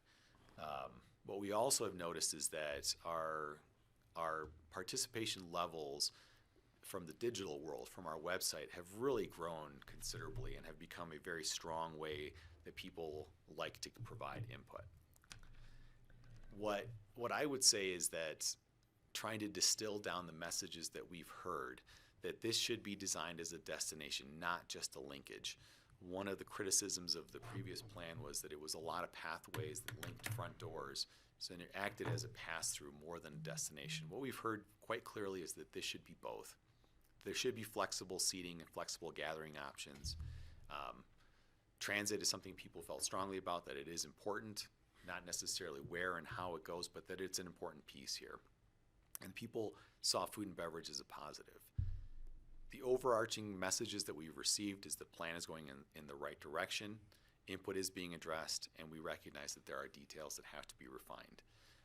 We received strong support from City Council yesterday, and I would say strong support from City Council, particularly in what we would say the alley north, so the main section of our design area here. And what we also heard was that transit has to be studied carefully, and we would like to study this area of parking here as well. With that, I sort of went through it pretty quickly, hoping to leave time for discussion. I will leave this image up on the screen, and I'm happy to answer questions. Steve? Patty? First of all, these letters of support or express support, was that, I have to ask, including parking in front of the courthouse, or was that for the park itself, not for Main Street? In other words, I want to know if Pekin County Administration, Pekin County Facilities, and the Sheriff's Office are supporting parking in front of the historic courthouse. That was one alternative. And they are supporting that? They had two. And I'll let Rich speak for that, but they gave us both alternatives. Yeah, the memo that was sent was one supporting parking in front of Veterans Park. It didn't say anything about the courthouse. And it also gave support to removal of the trees. So Okay, that was what you're doing with the park, I think it sounds great. I'm concerned because we've had issues in the past with weight bearing over the parking garage, water drainage. I'm sure you're going to take that into consideration with your engineering plans. I think doing something better with that park sounds great. Of course, I have to say I'd like to see Tasters be the restaurant back in the building, but that's not up to me either.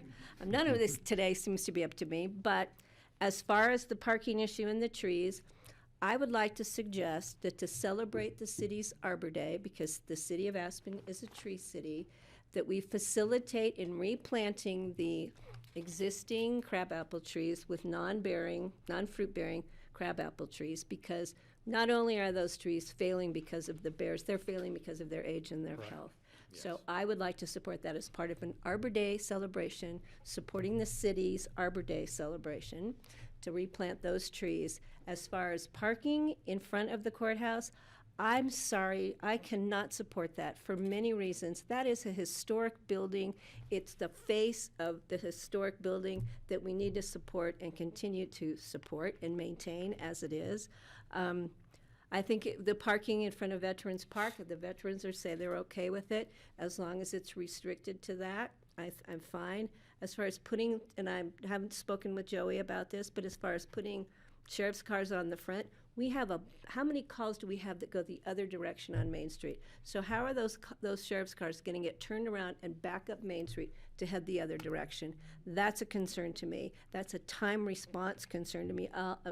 On top of the fact it's a public safety of people on Main Street if those cars have to make quick turnarounds. That is critical for me. We've talked about those sheriff's cars being parked there. Looking at your plan for Galena Street, the street itself being two-way, from your plan that I saw, I have to say it's from the newspaper, it's just to put in another green space with trees, which I think looks beautiful, but you still have, that's where the sheriff's cars are parked now, the side to the west, no, to the east of Galena Street, up against the condos and the commercial building. That's west. The west. Yeah. Yeah, that west side. But you still have two lanes to facilitate the Galena Street shuttle, which used to come and go that way, which makes sense because of the signalized intersection. As far as what you do with the alley, again, that's up to you. But I still think you could accommodate at least 4 parking places for the emergency needs of our sheriff's department to get out onto Main Street safely for both our first responders and for the general public, and to preserve the historic face of the Pickens County Courthouse. I think that's a critical issue for me. But I will help to find whoever we need to find us to replant those trees on Arbor Day, because they should have been done a long time ago. George. Questions on the transit in the alleyway, and as it pertains also the Galena Street shuttle. The alleyway, it seems like it's still going to function best as a one-way going west to east, right? Coming down Mill Street and coming up. If you go 2 ways, you've got a couple of problems. Certainly going westbound and then dropping down to hit that short little grade and then trying to get onto Mill Street, or God forbid you try to turn left. I think it would create a lot of problems. And you've got bicyclists that are coming up through there as well. You've got people going to the library, dropping off books. It just seems like it's a small alley. You've got commercial parking right on the other side of it by that building, by the bank. It just doesn't seem like there's a lot of room to try to facilitate 2-way. I don't know if what other thoughts you have on terms of the Galena Street shuttle. You know, that was originally a project I was involved in, and the idea was to encourage people to use the parking garage and then be able to go from the parking garage across town up to the mountain.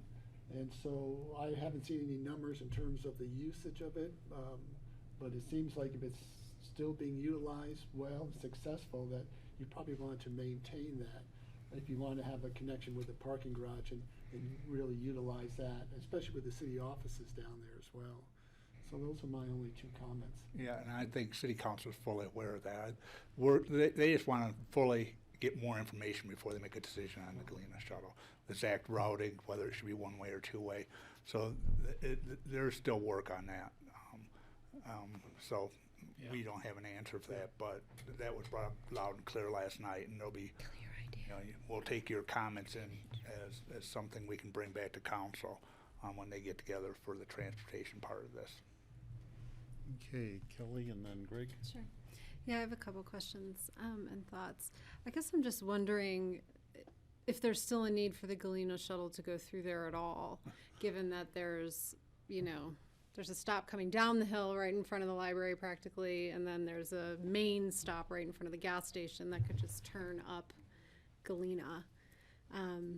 That just might get rid of any kind of car conflicts there. I sort of defer to Joe and would like to hear what his thoughts are on where he thinks the sheriff's cars are best parked, but I would prefer not to see them in front of the courthouse at all. And, so if there is a way to sort of maintain the view that you've designed here, looking up Galena with the 2 lines of trees, by keeping that 1-way or just removing shuttle traffic at all, something to contemplate. And I don't know if that would just free up spots to park the sheriff's cars back there by just alleviating any of that shuttle through way. And then I had an idea years ago when this came in front of me at P&Z for Aspen was, if there was some way to use the stormwater runoff to connect down to the river. you know, as part of a visual piece of that. So you are connecting sort of the mountain all the way down to John Denver. We actually studied that. We are actually, Mike and I are looking at a new alternative of creating that connection for stormwater, both along Rio Grande Place and to along the new pathway we're creating. So that's a possibility. Because it raises questions, what's our role in our jail trail? You know, Yeah. we didn't really hear what. So that possibility, if we could even daylight that pipe versus putting it on the That's what you pipe. want. We want it Sure. rumbling, And roaring. then create like a little stream along the edge. So yeah, this is very early on. We're just sort of showing sort of the direction, but I agree with you. Stormwater is something we should Well, that be was my idea way before Mike came on. I'll write that down as Kelly's idea, but I love, you know, we've done a really good job. John Denver Sanctuary, when we created that, it's primarily a beautiful garden in my That's heart, amazing. but reality, it would never happen The without stormwater. stormwater mitigation project. Exactly. Yeah, no, And it's so wonderful. we can do both, so that's a wonderful thought, and I think we definitely want to celebrate water on this. So those are just some questions, and, you know, again, I don't know why we need 3 transit stops in a 1-block area. And Kelly, but anyway, anyway. that's a fair comment that City Council keyed into that as well, Mm. and that's one of the areas that's being studied further. Yeah. But we would like to hear from Joey, though. Greg. Yeah, thanks for this. This is fun. I didn't anticipate getting excited about this, but I am, and I think it's great. And there are things about it I love.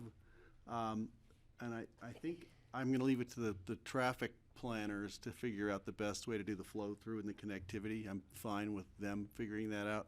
But I did want to say I was struck that the views preserved from the middle of the intersection of Mill and Galena there are valuable and important, but the view of the courthouse, once again, is even more important to me.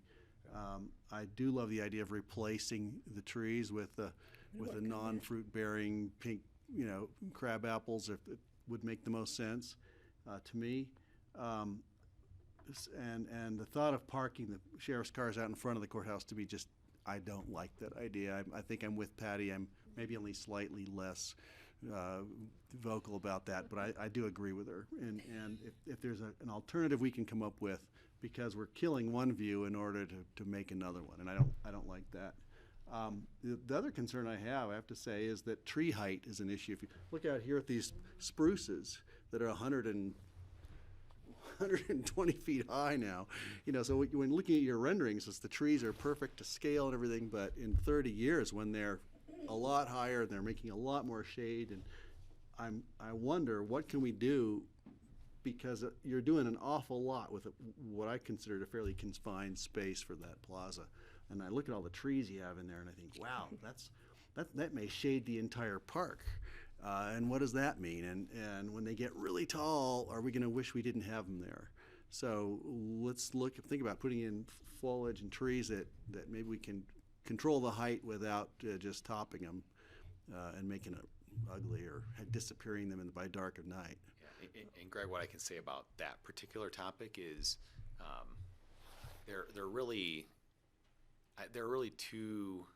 I'm talking north of Galena Alley now. There are really two design directions that came out of our meeting yesterday. Number one is that we're going to expand that lawn area, and it's going to expand to the south, meaning that group of trees that's not as thick in this location. Well, the density of them could stay the same, but that's the second piece. So this lawn area will expand down a little bit, and then the density of the trees will be thinned out a bit.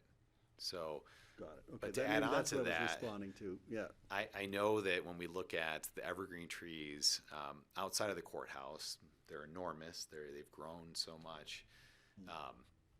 For better or worse, that will not be a challenge here, because these trees will have a limited soil volume. They are over a structure. It's a very technical landscape that the most we can do, and what we hope to do, is to provide a environment where they can live and be healthy, but they will never reach their full height. They will be limited by soil volume here. And also, we're not going to be planting cottonwoods. We're looking more like aspens, things that are lighter leaved and shorter in height, typically. Much I more appreciate open. that. Then you got to go for the aspens with the really long straight trunks rather than the gnarly winding.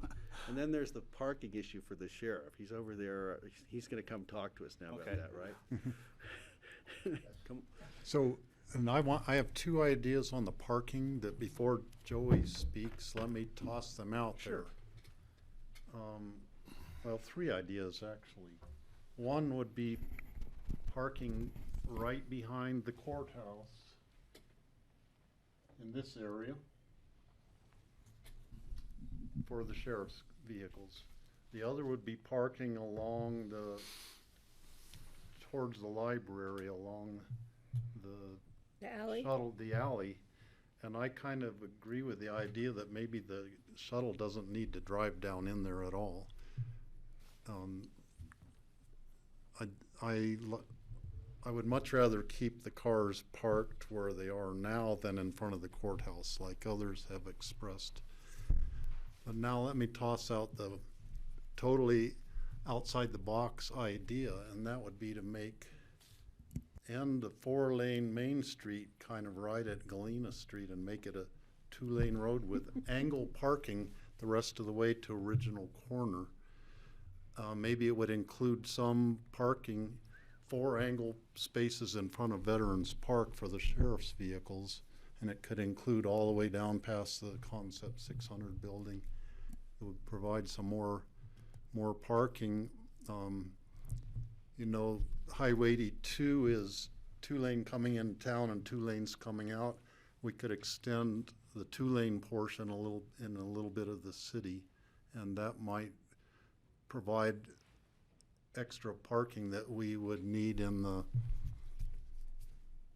police department, the city hall area. This whole campus is going to probably need more parking than we have anyhow, so that could provide some extra parking. So I'll leave it at that, and I want to hear what Joey has to say. Can I jump in real quickly on that? Because Sure. I see the old photographs, everybody said, well, there were never, thick trees on Main Street. I have pictures from the 50s where it was a 2-lane road coming in. Coming from the west, same thing. It was a 2-lane road. You had a nice wide parking median on each edge. That we've eaten away now. It's down to 4 feet on each edge. We have over 100 feet of asphalt, almost 100 feet of asphalt there. Mhm. Do you need it east of even Mill Street, or at least Galena? That's a good point. We Mhm. can't answer that right now, but that's something that I've always thought too. Is there a way Sure, CDOT would love it. We're gonna have 2-lane, you're 4-lane, when everybody wants a 4-lane The funny out of thing 2 is, we lanes. did one alternative we did was to put a median in the middle. They supported that. Now, the community didn't support that idea, but, that's another story. But the idea is that CDOT's fairly flexible when you talk to them, because they have to maintain it, potentially $2, that if they had less asphalt, they were responsible. Who knows? I can't answer that one, but that'd be something we can at least throw out as an idea. That won't happen short term, I can tell you that. And we right do now. get a median every winter when they plow I know, the that's where snow in. that's where I got the idea. I said, God, why can't we just do it all year round? But You see the police car, the sheriff's car trying to back out onto that 2-lane to turn around to go back up Independence Pass. That's a well, they pull 20-minute. back into it so they can drive out. But Yeah. I'm sorry. Joe, I'm sorry. Oh, no apologies.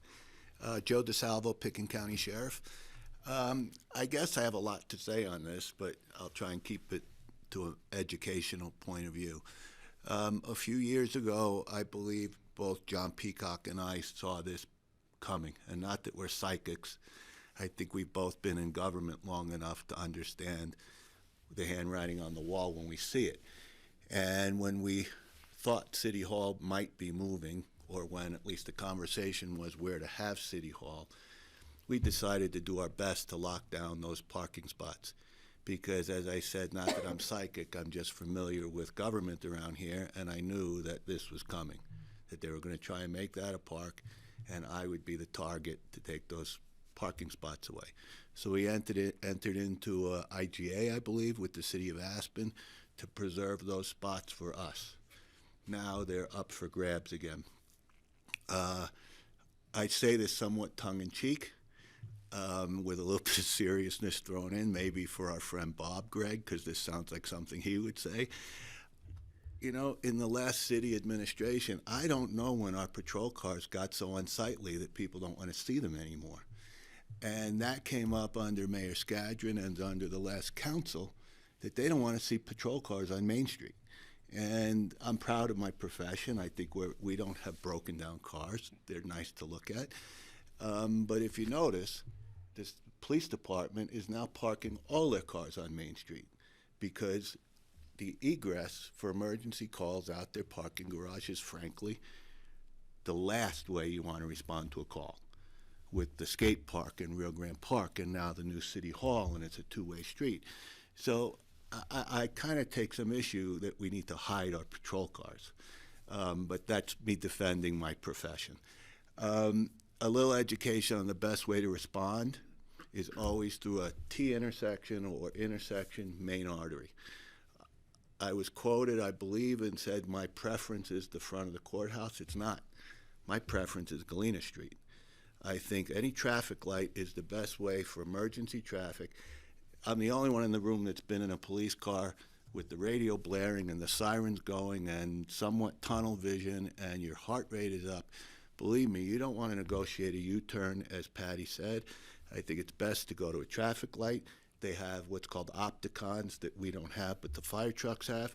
They are flashing devices that hit those traffic lights and turn them red and gives you the green light to go forward. That is by far the safest way for us to respond to all emergency calls within Pitkin County. It is my preferred choice. I think we met with Mike and I don't know if Jeff was there or not, but you know, I'm willing to give. I don't care where the cars are parked on the west side, whether they're angle as they are or straight on the east or west side.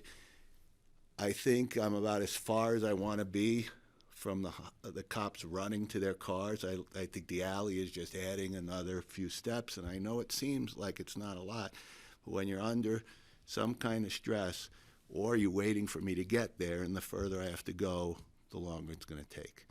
So I have to tell you, I support the Galena plan. I don't know where we are exactly in this process. I think the front of the courthouse delays our response time. The trees are another commentary that I'll make as a citizen if I take my hat off is you see archival photographs, there's no trees out there. Yep. And I think covering the building is really, as a citizen, the preference I would not take.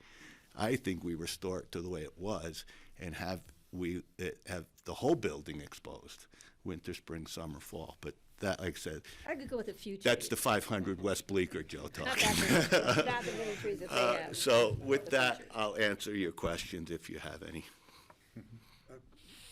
Just the one, Joey, regarding Steve's suggestion, I guess you're talking about the alley, is right just behind on the corner of the courthouse. Yeah.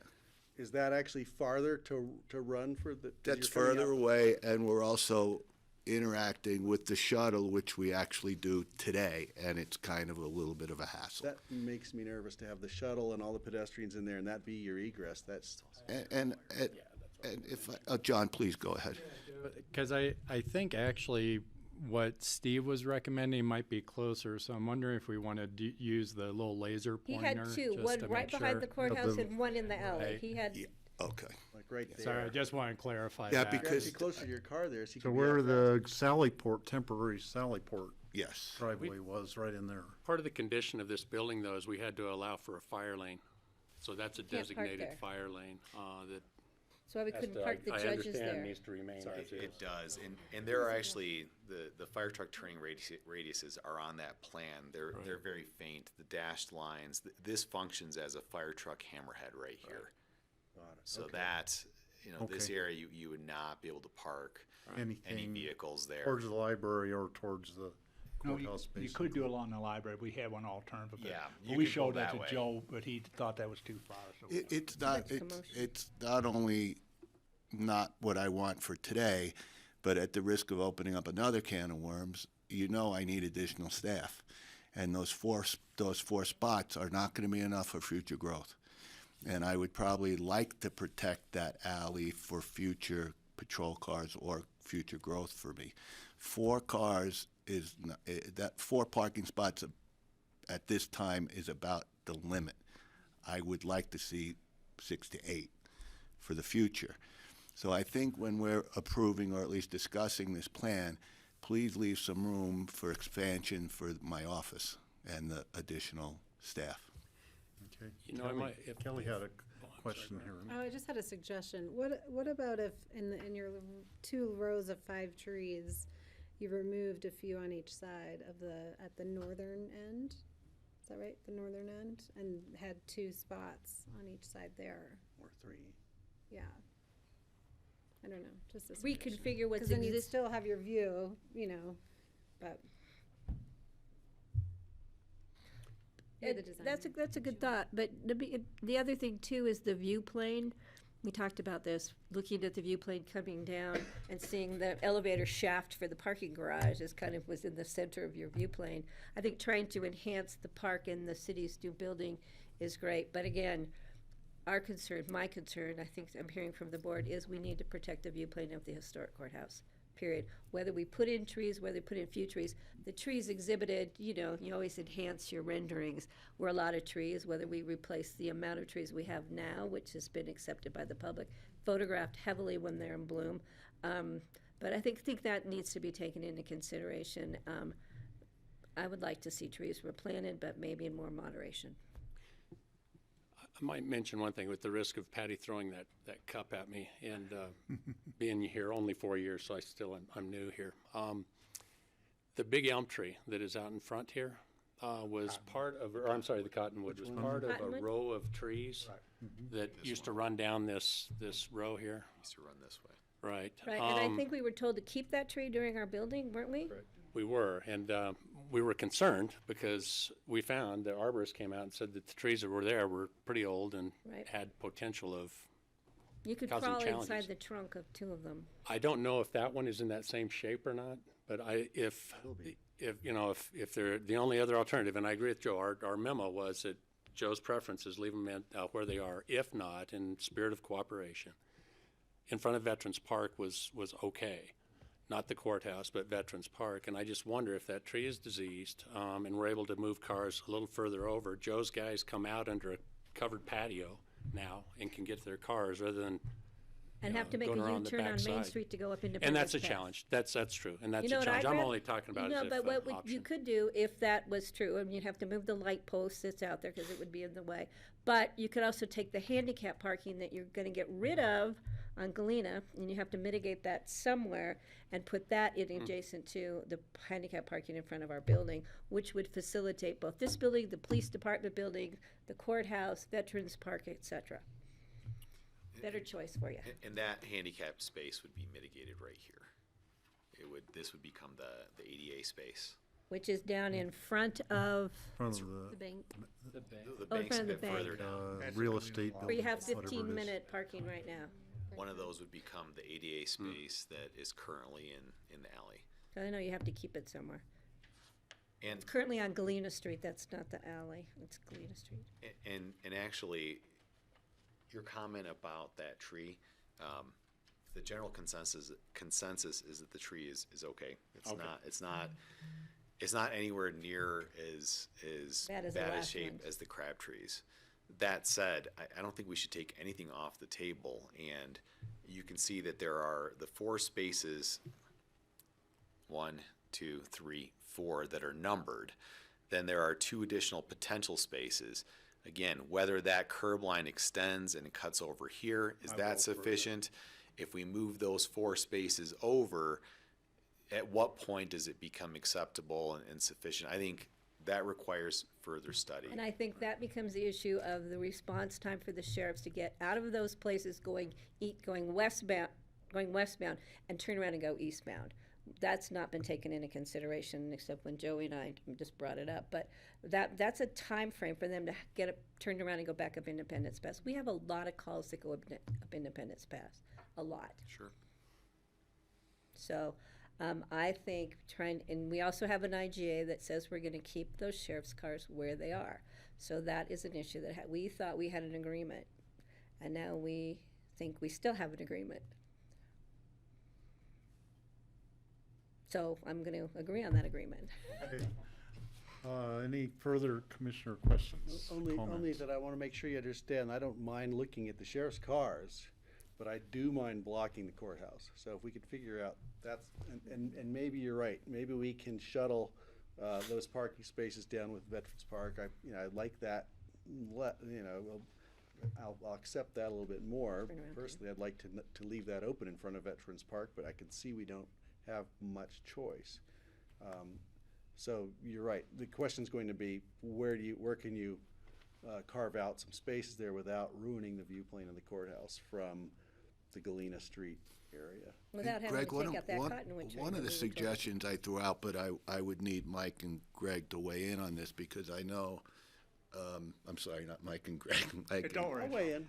But I know the city just put a lot of money into the Galena Street on the east side with the ditch and the rocks and that garden. You know, it would be nice if on both sides of the street there were 4 parking spots. Right. One where that exists now, because that would in essence be a curb cut, because it already exists there, and 4 spots facing north and south near the bank, with the street going down the middle for the shuttle. But that would, if for all intents and purposes, evaporate what I believe the planners want to be a park. It would still be a street. I think we're hearing loud and clear. Keep the I mean, cars where they are. Yeah, I think you are, Jeff. I No, think you but got I it. don't, we don't have a solution, but, I can come up with an alternative. For example, if it is one way, we could parallel park the west side of that with 4 cars or 5 cars, and then potentially grab 3 or 4 spaces in front of Veterans Park, not get in front of the library or the county building, so you have additional spaces. So I'm hearing you want more spaces. You're not wanting less spaces. Well, I'm planning for, I need more today, and then there's future growth, Right. which I anticipate. Because city council, the one thing that they weren't thrilled on was the 2-way. That was the one thing. I wasn't there really? last night. I read what the newspaper said. I think that was not something that was, they thought that was a great idea. So I think there's a possibility of working with you as a team to make this work the best for the county and the city. I don't have the solution. Mike doesn't have a solution. We'll draw up multiple alternatives. We'll definitely be back before we go too far down the road because we don't need to go to a finalized design or at least a finalized. Please don't go to a finalized design without bringing it back to this board here. I would really ask for that. We have to do the same thing with city council. So this is an iterative process, and we appreciate your input. And actually, we're excited that you like a lot of the stuff, It's a beautiful park. the park itself, because truthfully, if we don't do anything with the Galena Plaza, we leave it exactly the way it is, leave Main Street the way it is, other than replanting the crab apples. I'll help with that. That saves dollars. If that's what the community wants. I think we have some ideas here that are worth exploring still. We will come back. And going back to what Joe said, those trees, I have a picture of 1973, a historic photograph. Maybe it was 71. They were tiny. And there was parking in front of the courthouse at that time, by the way. I also think it's ironic, and I'll show my tenure in the community, it wasn't long ago, Steve, that was a stable. And Oh, yeah, I when we remember would that. park our patrol cars there, it would be in front of a stable, which is now. And you I walk down remember- the I dirt remember hill to that the dirt And parking no one lot. seemed to mind the stable and the horses. So, And the smell when you walk down to the And dirt the parking smell or the lot in the electrified dark in fence the that mud. went So I think all of us pretty much like the park design from the alley north. We had our meetings over there in the Dunaway room for a long time, and we sat there looking out at the park, and I really grew to love the Galena Plaza Park. The way it was really neat. So I think you captured that very well on maintaining that. Well, I think it's So if we can resolve this parking issue, then I think, and preserve the view in front of the courthouse, I think we'll have something we could all buy into. Well, we'll come back with some new alternatives. Thanks, Jeff. Thanks for coming. I've heard some really cool ideas. I like the water idea again. The whole thing of taking that stormwater down along the jail trail. Kelly Fidley. Is that an opportunity? Kelly's from P&Z. Whose idea was it? It was my idea. It's very faint up above of Rio Grande Place. We're looking at creating water gardens along Rio Grande Place. There are these beautiful gardens with walls there for seating, and also keep the balls from going out into the road. We actually heard when we put up the temporary fencing, all the parents said, "God, why don't you do that all the time?" Because the soccer Or the balls polo get up. field. So, anyways, thanks a lot for. And Mike, I have to thank Mike again for designing the rail coming down the hill from Smuggler down to Oklahoma Flats. I'm glad you like I used it every step of the way this Fantastic. morning. Thank you. I'd just like to get the motocross track back there. And the old mine tailings too. Thank you. All right. That's, Thanks. Okay, thank you very much. Thanks so much. you. Appreciate it. So we have one more item, board open discussion. Thank you all. I have one Thanks, item Joey. to bring, John. Yeah. If they're let me electric, just, they can park them anywhere. get into my notes here, Steve. We'd have to have chargers, we'd have to. We have P&Z coming in too, don't we? Or no? Let's see, it doesn't say. I'm sorry, my Oh, I don't my think we do civic today. clerk isn't working right now, but I believe the only item that we had for open discussion is that we have now closed the Healthy Rivers and Streams But we have one more applicant coming in to but we interview. have, no, just let me finish, George. So we've got one more applicant. Chuck Ogilvy is applied, so we'll be interviewing him. Is that what you're trying to say, George? Yeah, that's okay. So we have one more applicant who's going to be interviewing next week, and then we will be looking for you guys to give us a quick turnaround. We've been getting calls from some of the applicants. So I don't, if you need all the applicants' information, if you could let us know, or if you want to go back into the system and get them. But I think our target would be to talk about those probably On that Tuesday, day. because I won't be here. Oh, you won't? The one meeting I'm missing. Well, we can push it to the next week and talk about the And applicants. I can watch Chuck's interview on. Yeah, so why don't we do that? We just want to turn around as quickly as possible, since He did since tell the folks are applicants at the interested. time that it would take some time, so. Yeah. That is fine.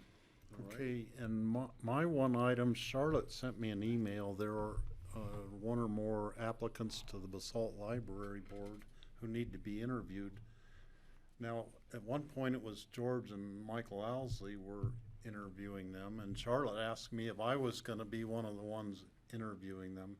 It did bring up the question in my mind, would it make more sense for me and George to do the interview instead of Greg, because I actually live in the Basalt Library District, and part of my district. I don't remember why we chose those two, but I don't know the reasoning why it was you and Michael. Well, it was me were- because it's my district, and Michael, no one else wanted to do it.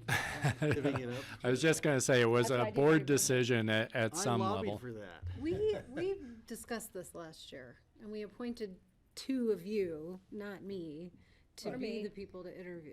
So were you Well, one of those? no, I appointed? think it. So for me, it makes sense to have the two people who are in the Basalt Which Library is you District, two. which is Steve Yeah. and I. Yeah. okay, fine. So that's my thought That was too. easy. That would be the logical thing. It- That if- would let Greg off the hook unless he really has a burning desire. No, I'm to. fine And with he's it. got to fight it out with you or George, so. I'm good. It's okay. Okay. I just have I'll something back real you up. quick. I'll be the alternate. John, did we ever hear from CDOT on the Dalwhinnie signs? Because there's going to be an article, just so the board knows. I think it's the Times Weekly opinion page or editorial opinion. Yeah, I know. I was contacted by a reporter outside of sending us the Attorney General's opinion that the signage was allowed. We have not received any information on the other questions that we raised.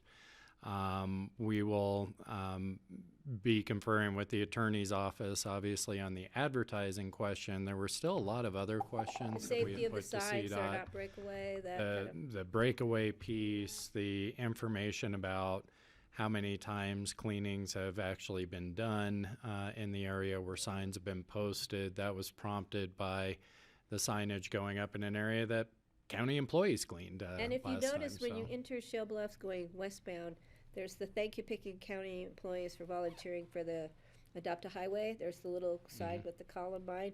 Just past that, you could take a photo with both sides, is the Dalwhinnie sign.